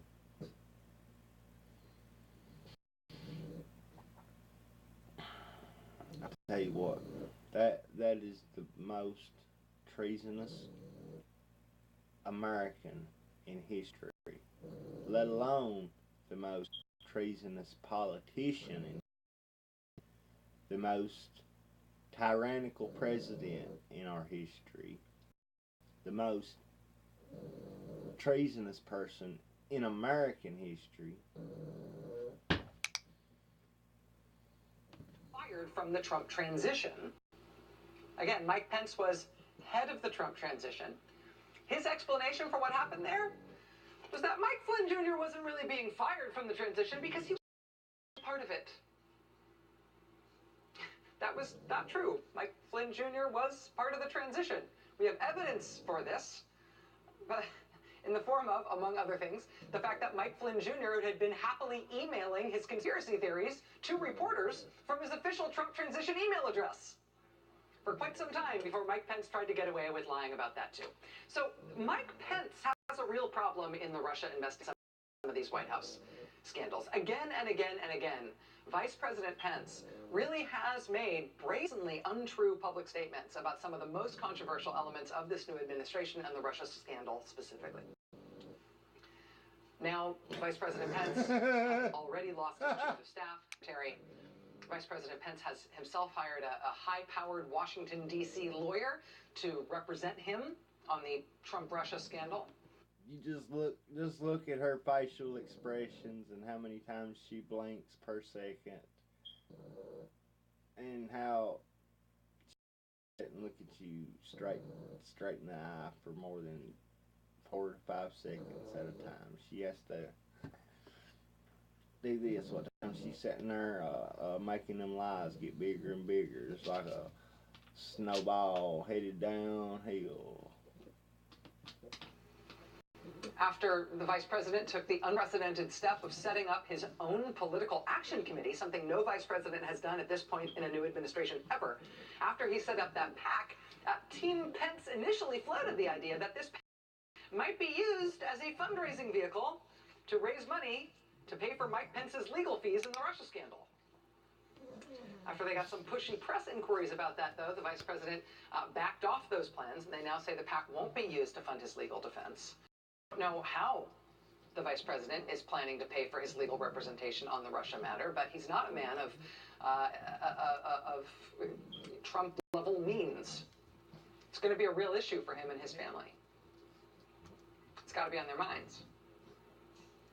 In July, the head of the Office of Government Ethics, Walter Shaub, left that job in frustration. You probably remember it was very high profile.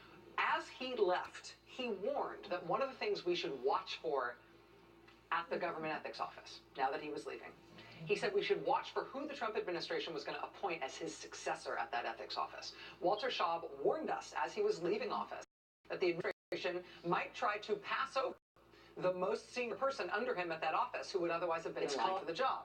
He said that person is highly qualified and would do an excellent job with the ethics office. He said it should send red flags for everybody if they bypass that senior person, if they bypass who's next in line to be the acting director, and instead, he warned us, watch to see if they instead want to pick this one other particular guy who works at the office. Exactly that lower-ranking staffer in the ethics office, who Walter Shaub warned explicitly should be expected to have a more pliable attitude on ethics toward this White House. Well, that is the guy who's in charge of the ethics office now, and he has now revised the rules around legal defense funds for administration personnel.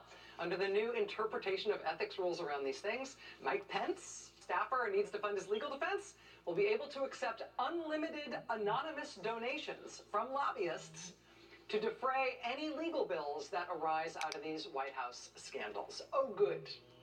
What could possibly go wrong? If there's one thing I want lobbyists to be able to anonymously fund, it's the legal defense for White House officials facing the Russia inquiry. Tonight, the administration announced that they do not want this to be seen as a change in policy. I'm sure they don't. But the outgoing director at the ethics office, Walter Shaub, has been banging the drum over this for the last couple of days since they made this change, warning that this is a turn for the worse. Today, for the second time, we learned of a witness being called to testify before one of what we believe are the two grand juries that have been convened by Special Robert Mueller in his investigation. The first person we know to have testified to the grand jury is Rinat Akhmetshin, Soviet-born naturalized U.S. citizen who was part of that Trump Tower meeting last June during the campaign. Rinat Akhmetshin is known to have ties to Russian military intelligence. The first person we know who spoke to the Mueller grand jury. The second person we now know who has spoken to the Mueller grand jury was today. It was Jason Maloney, who is the spokesperson for Trump campaign chair Paul Manafort.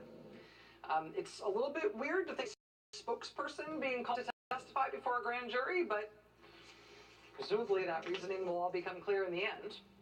Paul Manafort does appear to have a real bullseye on him in this investigation, both in terms of the Mueller part of it and in terms of what's happening in Congress. The top Democrat on the Judiciary Committee in the Senate, Dianne Feinstein, yesterday she was asked by reporters why there'd been such a delay in getting Paul Manafort to come in and give testimony to that committee weeks and weeks and weeks and weeks after it had been announced that he had been asked to come in.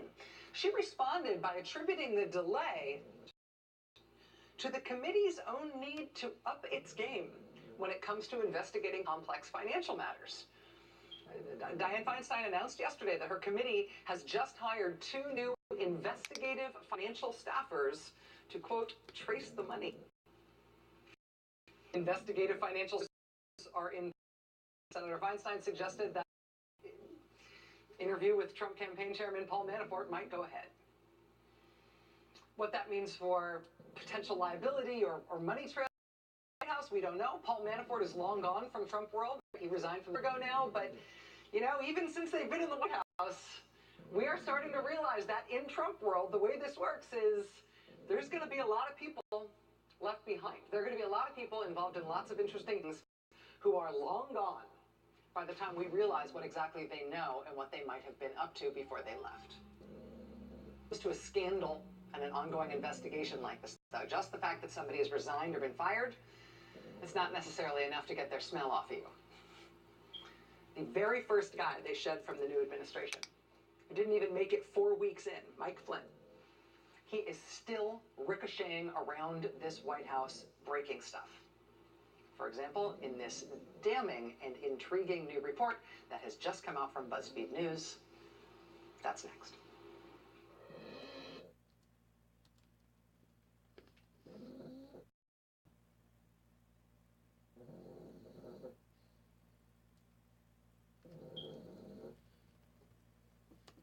That's next. I got a little something next for y'all. Hold on just a minute right there.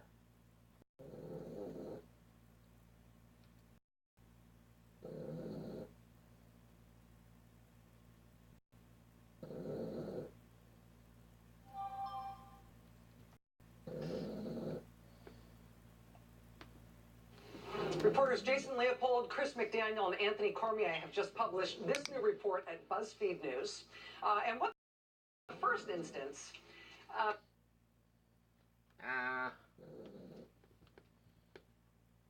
Don't worry, Mad Cow is going bye-bye. Right? Well, that particular video of Mad Cow is going bye-bye. I've got something else I want to play. Excuse me. The full interview looks like it's about 40 some minutes, so I ain't got time for that. I've just got about 52 minutes left in this episode, so let's watch the Mark Dice version. I'll play the clip in just a moment. Hillary Clinton's biggest fangirl, Rachel Madcow, did a whole hour-long interview with her yesterday on MSNBC talking about her new book, What Happened? And apparently it was so depressing that they decided to interrupt the interview for some breaking news to show a little baby panda sneezing and then scaring its mother. I'm not joking, I saw it with my own eyes, and this is the actual clip. Welcome back. My interview with former Secretary of State Hillary Clinton is now subject to a brief interruption because of this important video of a sneezing panda. So the mom panda is in the corner, baby panda showing and then...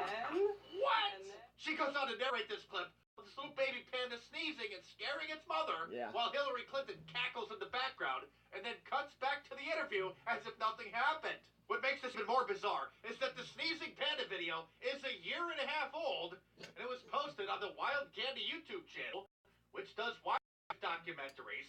So what in the world is MSNBC interrupting a Hillary Clinton interview to show this video for? I do have to give her some credit, though, because during her interview, she looked far less she has in interviews.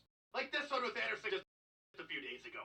I mean, seriously, what the hell is wrong with this lady? Who would put someone like this on television to make a complete fool of themselves? Isn't this abusing the mentally ill? Here she is on CBS just a few days earlier. This is a person who, if they had a soul, would be a soul that is being tormented beyond what we could possibly imagine. So her handlers, having realized that she literally looks like the Joker during her television interviews, possibly have heavily sedated her so that she at least looks somewhat human when she's talking with Rachel. But this interruption with the sneezing baby panda is so bizarre that I think that this now takes the cake for the most awkward interruption of a television interview ever. The previous title holder was also MSNBC when they interrupted this interview with a congresswoman who was talking about the NSA and President Obama conducting massive illegal surveillance on American citizens to bring the audience the breaking news that Justin Bieber had been arrested for a DUI.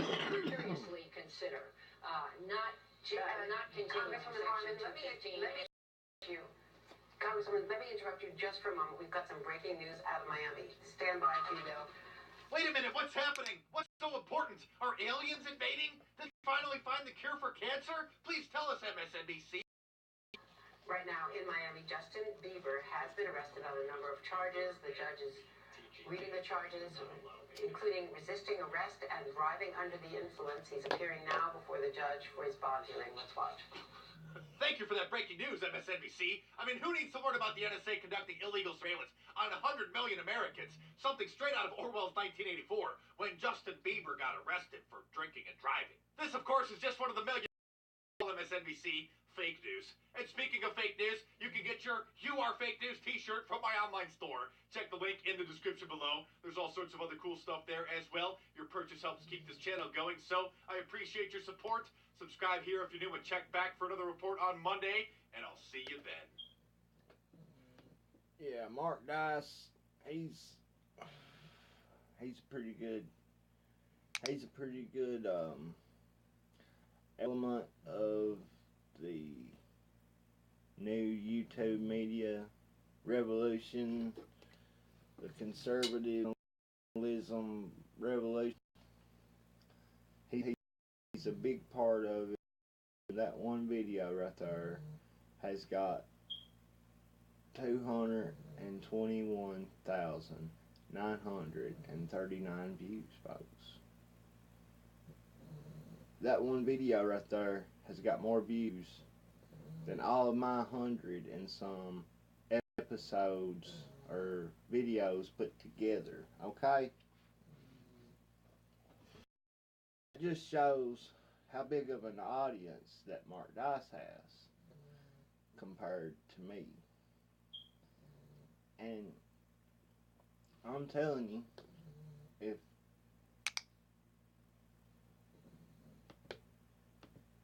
if you all would help me right there, I could be just as big.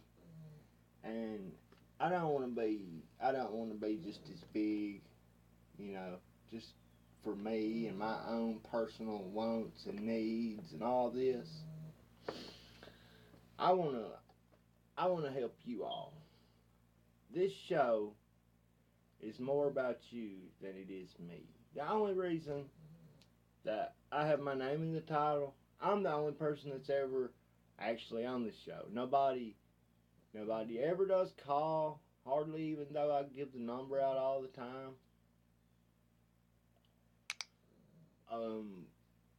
I hardly have no listeners. I'm paying money for these couple of platforms and these couple of websites every month. And I'm barely breaking even most of the time. So I just hope that y'all out there appreciate what I do. Appreciate the time that I take to do these videos, to inform you about this stuff, to make these websites, to update them multiple times a day when it's required, to just do all this. And it's all me, folks. It's all me. I have no help whatsoever on what I do. And I'm not bitching and I'm not complaining again. I'm just saying. You seen me sit right there and about doze off right then. Okay? I didn't lay down till it was almost 3 o'clock last night. And then I've been up since about 8 or 8:30, you know, looking up news articles and seeing what's going on here and what's going on there. Did that story ever have any more developments? How many lies did Rachel Madcow tell during that one 10-minute video? I lost count, but, you know, I at least want to point out that she's lying. But, yeah, folks, it's just unreal. It really and truthfully and honestly is.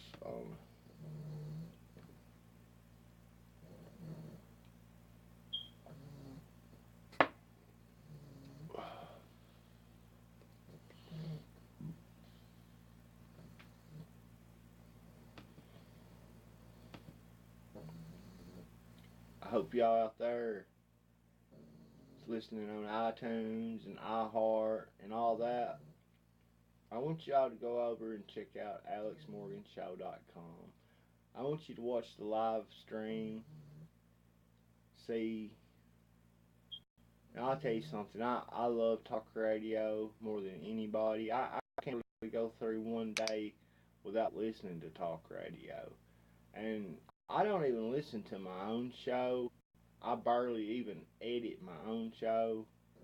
I don't script my show. I barely edit my show. I edit it enough to put a thumbnail on it and maybe fix the description, fix the keywords, the search word, whatever. I barely do put the date on it. I barely do. I might have my YouTube videos about half organized right now. Yeah. But I mean, I do what I can do, and that's about it. But I stress enough how important it is to get connected with me through social media. Get connected with me through all forms of communication. Whether you write down my email address, whether you follow me on social media, you need to follow me on all platforms of social media. You need to subscribe to the newsletter so that you make sure that I have your email address or addresses. Because let me tell you something, this censorship, folks, this censorship is so big that if they actually used it to their full extent that they can, we couldn't even talk on social media. We couldn't even send one another news articles on social media if they used it to the full extent that they wanted to, okay? So it's hard for them to censor direct emails going from me to you, from you to me. You see what I'm saying? Unless they can hack it, get the passwords and all that, you know, like the WikiLeaks, like the DNC hacks, the so-called Russian hacks that was actually the WikiLeaks, was actually why Seth Rich was killed.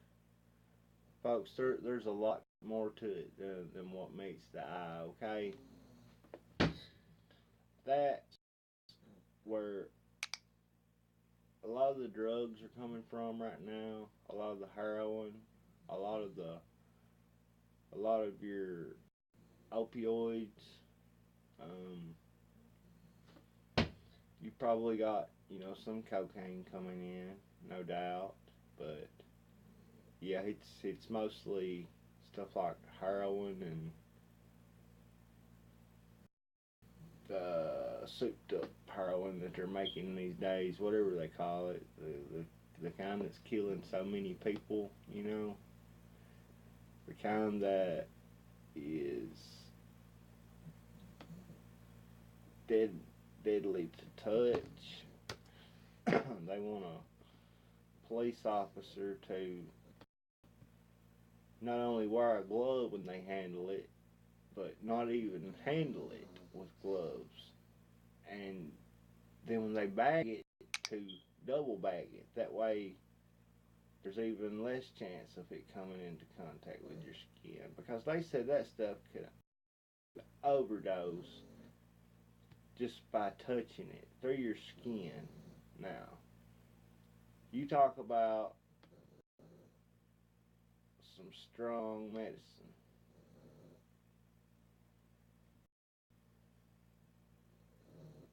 Could you imagine doing it?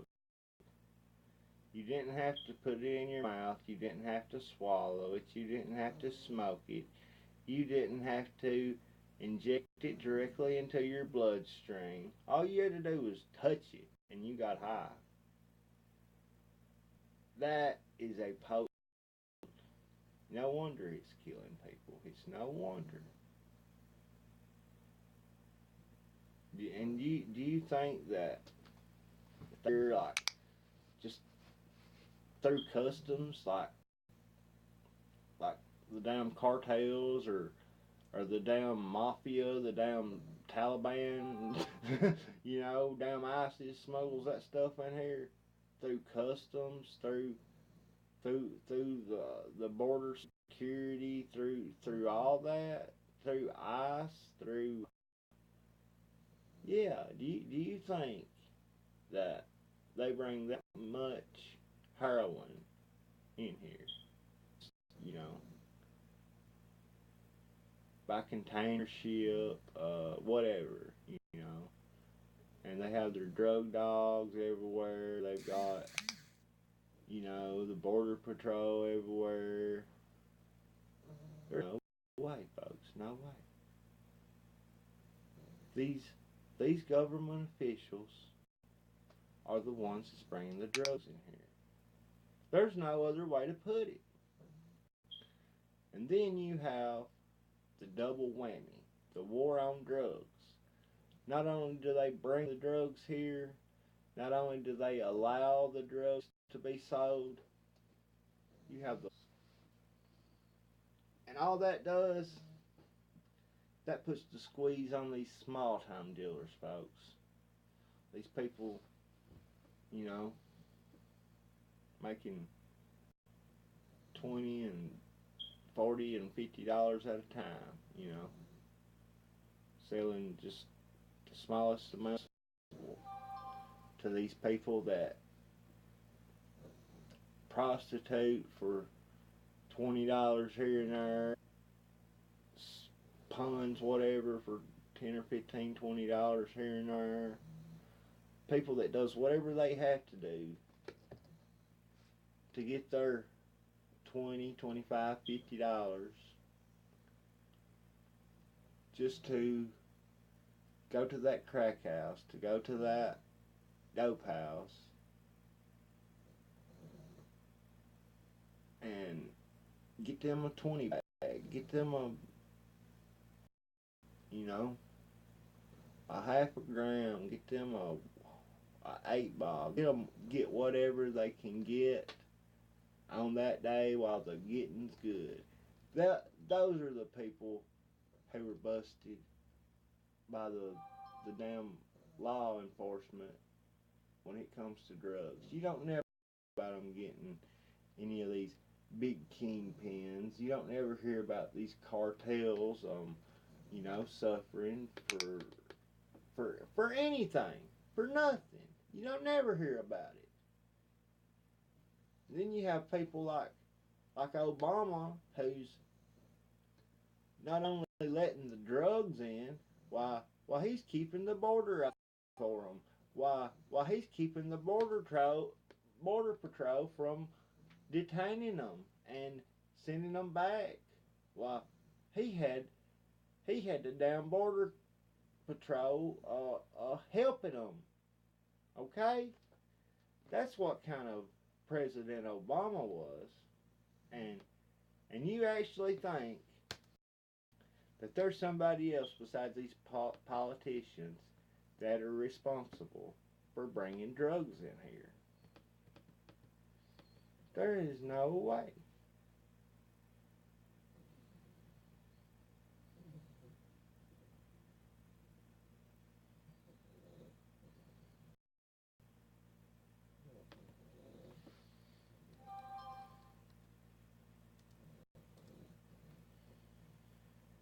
There is no way. For one thing, they would eventually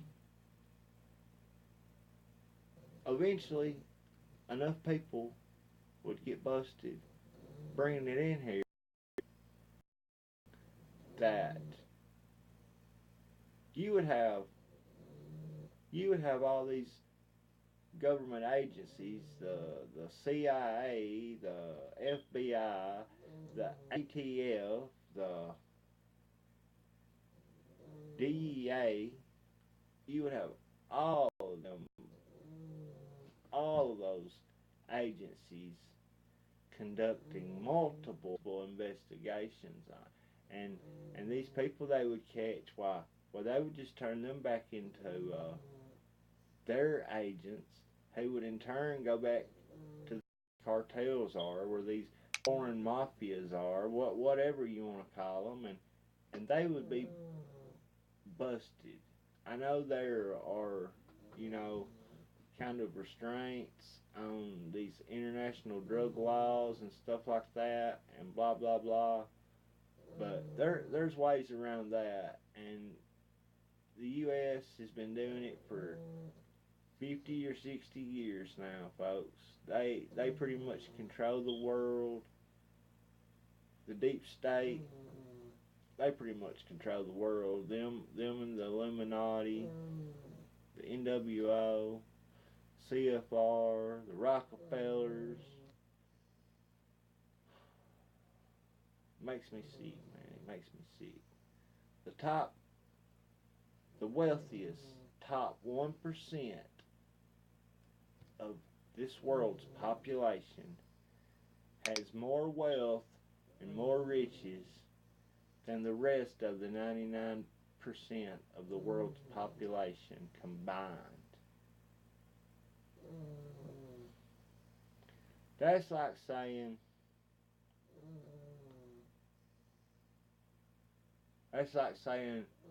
that there's 100,000 people in this world. Now hold on, let me rephrase that.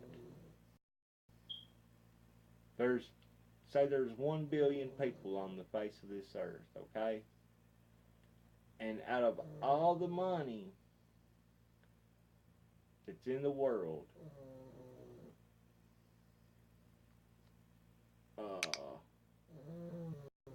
1% of a billion, which is probably about what? 500,000, I guess. Probably, yeah, that sounds about right. Maybe even a million. I don't know if it would be a million or not, but probably about 100,000 people would have more money than the rest of the 999,999,999 people combined. Now think about that. I can make it simpler. You got 100 people in the world, okay? You got 100 people and you take away one, okay? You take those 99 people and you add up all their wealth, all their money, all their investments, all their whatever. And yet, out of all those 99 people, there's one person in the world who's got more money than the rest of the 99 people combined. That is wild to think about. Okay, I got another one for you. There are 6 corporations that owns every major mainstream media and major publication in the United States. 6 corporations owns all the major magazines, all the major newspapers, all the major news networks. 6 corporations.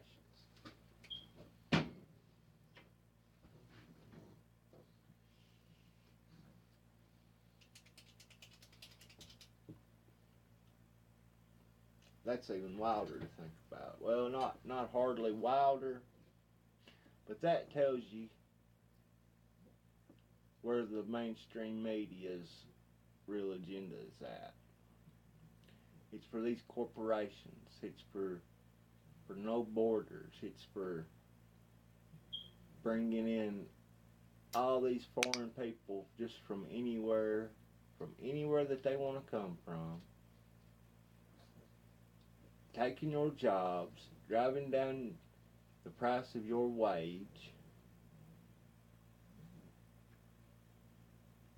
Not only taking your jobs, but driving down the wages around you. So, if you are good enough to find another job, lucky enough, let me rephrase that, they're going to drive down the wage at that job that you're going to be getting. So, you're going to be making even less than you've ever made in your life, probably, if they had their way.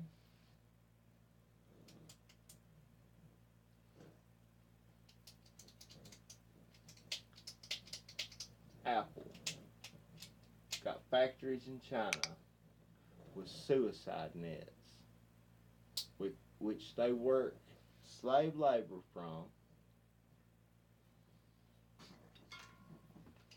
They don't pay these people nothing. They force them to work 18, 20 hours a day.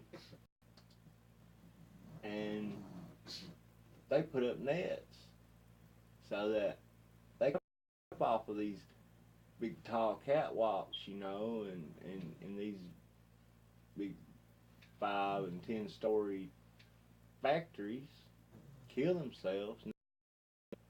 They're just like a trapeze artist jumping into a net, you know.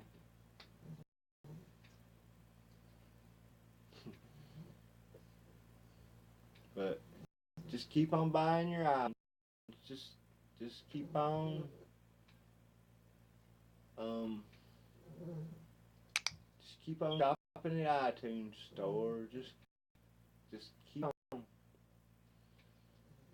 When the new iPhone 15, whatever it is, comes out, be sure to go spend the $1,000 that they want for it.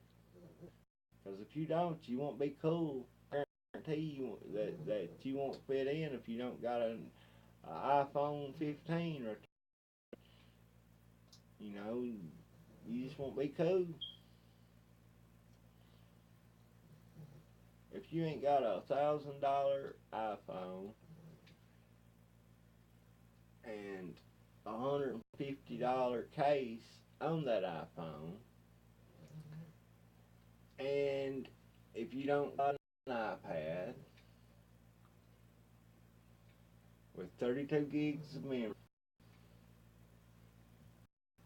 you just ain't cool. You know, I don't care how many Androids you got or whatever. I don't care what you got. You just ain't cool unless you got an iPhone.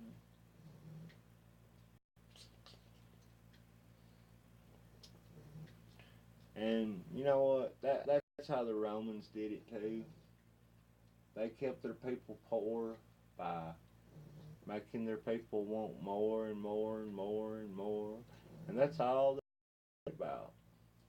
They wasn't worried about what their emperors or their senators or their congressmen were doing. They wasn't worried about that. All they was worried about was getting a new iPhone, you know. Whatever it was back then. Who knows what it was, but that's all they was worried about was getting it, you know. And that's why you see the U.S. making all these trade deals with China, and you see the Chinese, how they're said to be the modern society, or I'm sorry, the modern example of what a society should be and how a society should function. Meanwhile, they have these slave labor factories which they force their workers to work 20 hours a day, put up suicide nets so they can't kill themselves and get out of it. And they sell all these cheap little plastic goodies to all of us Americans who don't have money to start with anyway. But you know what? Your kid wants a new Turtle. Your kid wants a new Power Ranger. It just costs, you know, $16.99 plus tax. You know, and it was just made over in China, and it just cost them about 10 cents to make it. And, you know, and then they sold it to Walmart about $1. And then Walmart turns around and sells it to you for $15.99. So, you know, that's a pretty good deal, ain't it?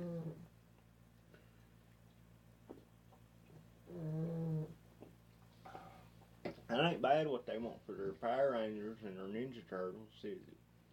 That's a pretty good deal, ain't it? And you can see how all these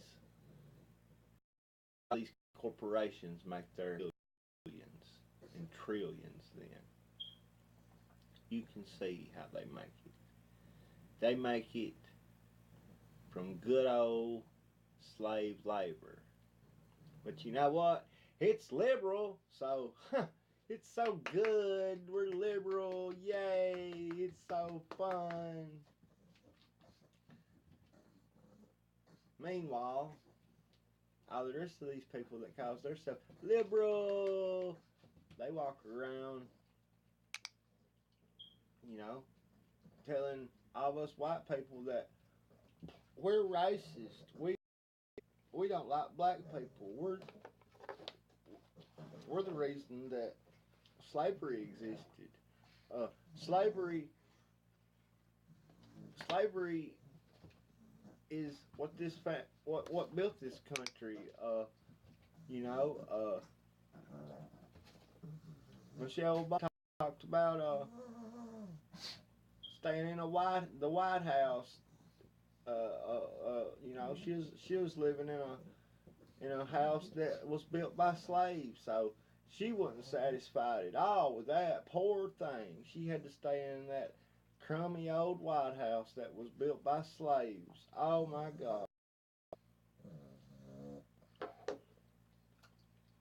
Meanwhile, you got her husband and her who are supporting nothing but world governance, nothing but the UN, nothing but Iran, financially, nothing but Russia, financially. Hillary giving them, a third of our uranium? Was that what it was, I think? And making all these companies move overseas so they can get away from all these taxes, for companies that is based in our country. All these big high taxes that they have to pay just to stay here and make American-made products. Now, how smart does that sound when you think about it? Does that make any lick of sense when you think about it? Why would we charge these corporations maximum amount of tax dollars to stay here and make American-made products,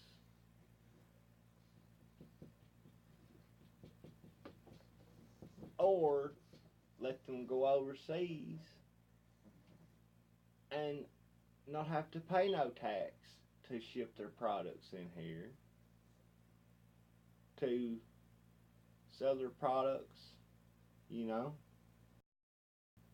a little bit cheaper, but they won't be paying no taxes, so they're definitely going to come out like that. That's why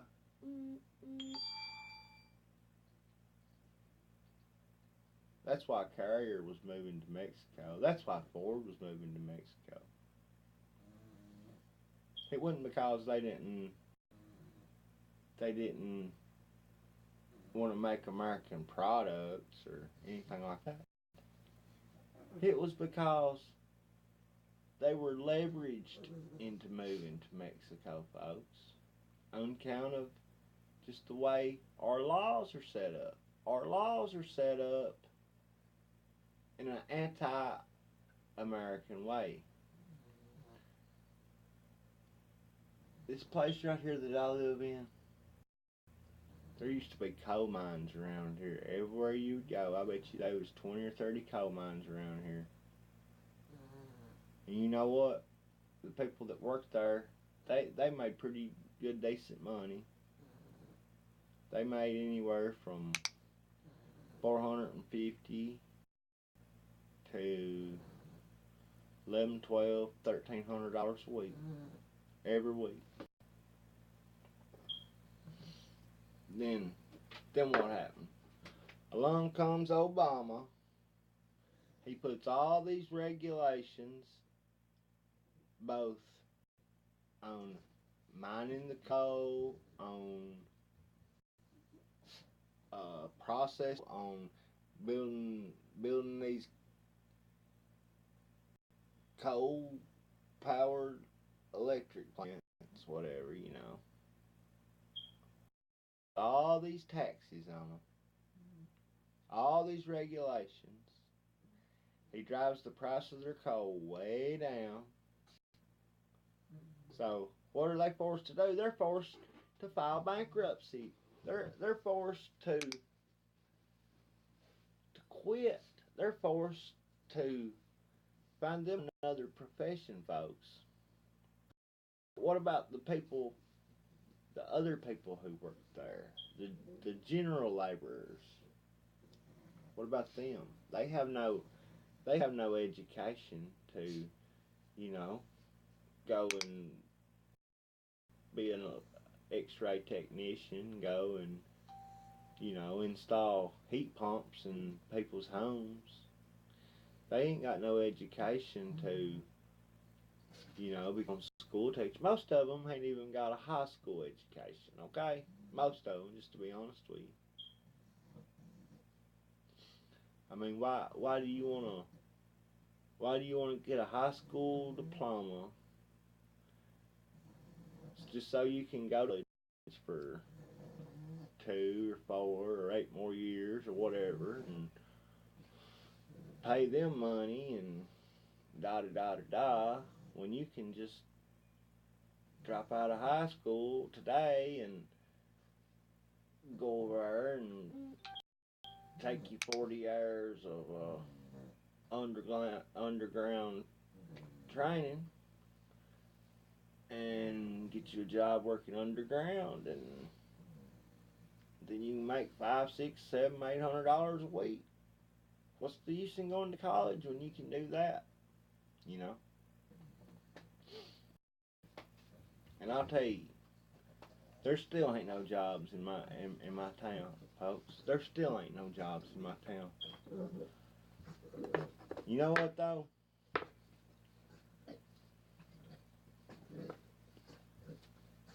Not only am I having trouble finding a job, I'm having trouble paying my bills. I'm having trouble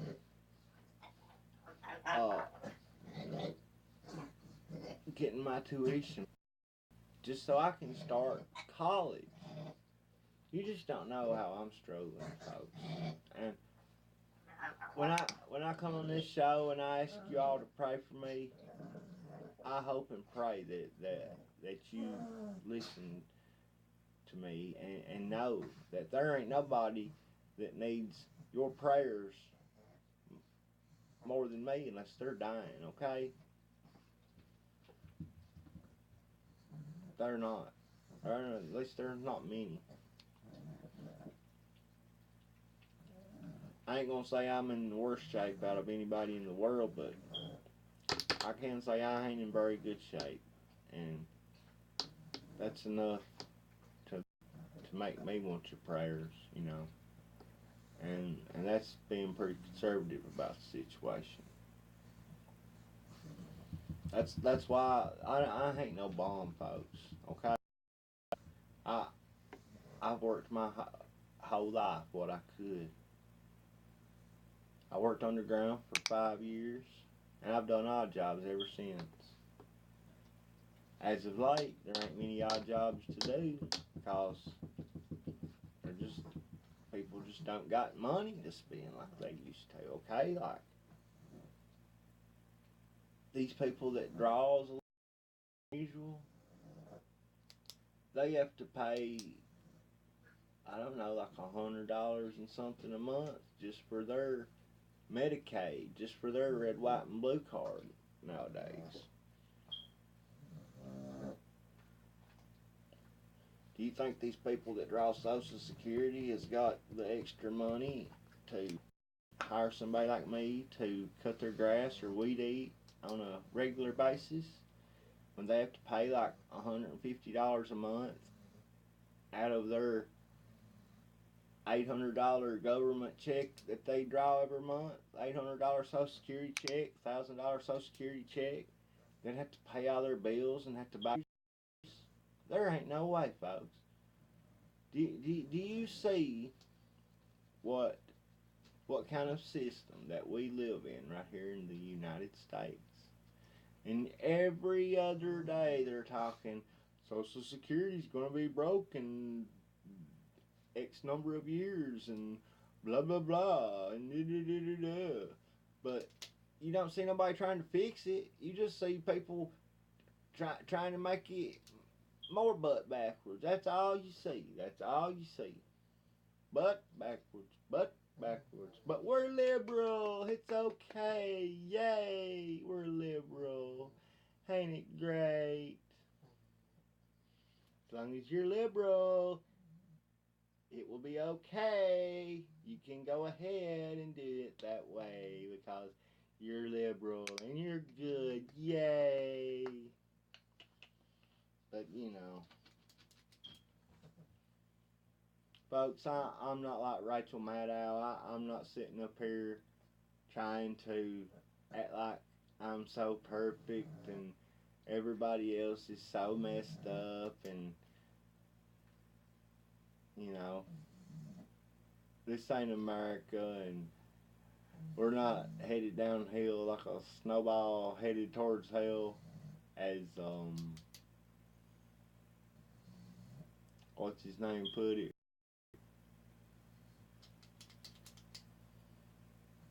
What was his name? I can't think. A tile, a bit. Merle Haggard, I guess.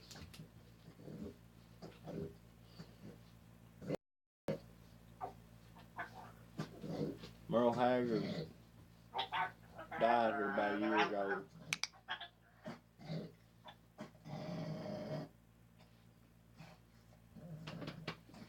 He sure did. They finally got him, folks. You see, what time you're living, they're softening you up. If it ain't something in the food or something in the water or something in your prescription drugs that you're taking or something in your plastics, or they're softening you up each and every day that you live. Whether it's through GMOs, whether it's through chemtrails,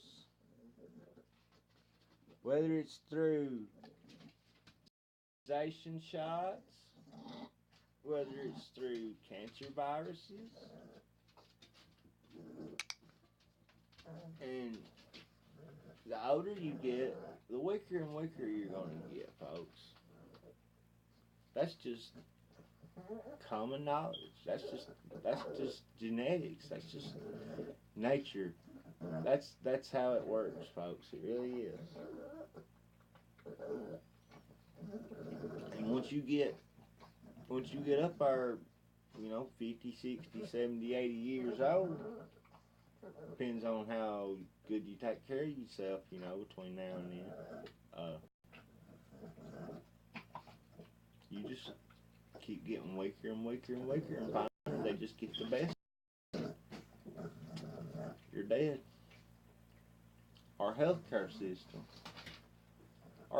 system does not want to cure one disease. They do not want to treat the diseases that humanity is faced with each and every day. And treating these diseases, they would rather treat the symptoms with drugs that don't come from nature, that are put together in a lab with a bunch of chemicals, and there is no drug, there is no pharmaceutical drug. Let me rephrase that.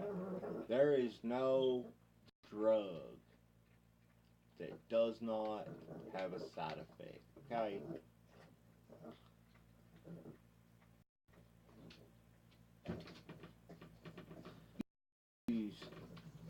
They treat your symptoms with side effects. worse in most cases than the symptoms that you're faced with yours at first. Yeah. And when those side effects become so bad and unbearable that you're thinking about quitting taking the medicine and you tell your doctor, well, I'll tell you what, if it's making you sick at your stomach, well, I'll give you some sick stomach medicine. If it's giving you blurry vision, well, I'll send you to an eye doctor. Or I'll do this or I'll do that, you know. And folks, let me tell you something. Cancer's the biggest scam that there is, and that as big as the healthcare system is, as big a fraud as the healthcare system is, the healthcare system wouldn't be the healthcare system without cancer. Do you hear me? Cancer is the biggest fraud of them all. That and AIDS, okay? HIV/AIDS didn't come from some African having sex with some monkey. That's not where it came from, folks. Okay, and I can tell you why. Because there's always been gay people, okay? Always been gay men. There's always been men who practice bestiality. As sick as a subject as that is, I is just as family friendly as possible. Okay, keep that in mind. But there's always been homosexual men, and there's always been people who practice bestiality. But yet they tell you that the HIV virus, the AIDS disease, whatever, came from Africans having sex with monkeys. Folks, that is the farthest thing from the truth. It came from a lab. It was developed by the Rockefeller Foundation in a lab. It was then passed on to the gay communities and the black communities, and on down the line, and so on and so forth. And it was never heard of until the 1980s, folks. But yet, just like I told you, ever since there's been people on this earth, there's been people who practice bestiality. Ever since there's been people on this earth, there's been homosexual men. Yet, their AIDS was unheard of until the 1980s. Now, explain that. Can you explain that for me? Can anybody out there explain that for me?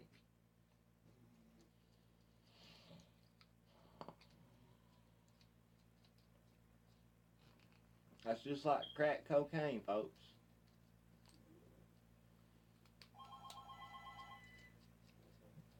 They put crack cocaine in here on us to kill us off. Folks, I'm going to see who that is calling. It's getting late. We got about 4 minutes in this show left. I'm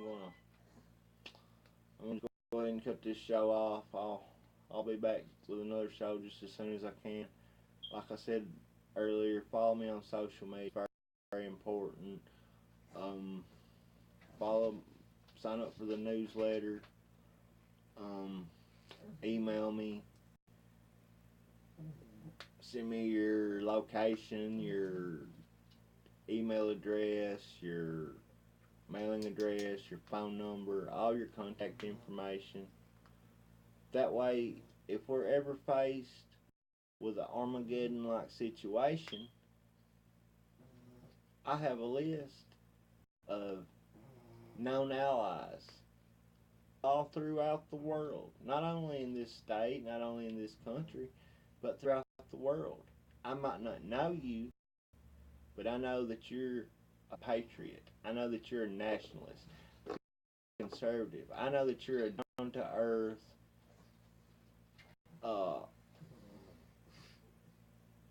you know, right thinking kind of person.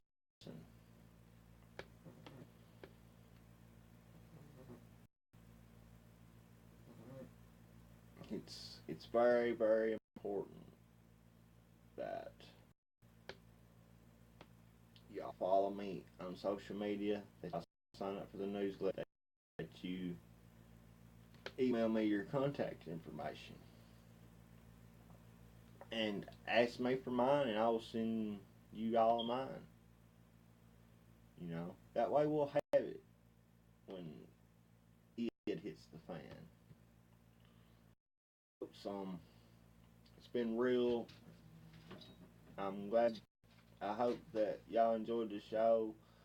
And I also hope that this video reaches more viewers than it's been reaching here lately.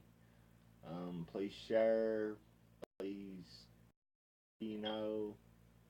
listen to the show. AlexMorganShow.com, AlexMorganNews.com. I love y'all. Pray for me. Pray for my family. I will pray for you and pray for your family. God bless you all. Have a safe rest of your Sunday afternoon, and take it easy and enjoy yourself before that Monday comes around again and you have to hit it again. I love y'all. See y'all next time. Thanks for listening. Peace out.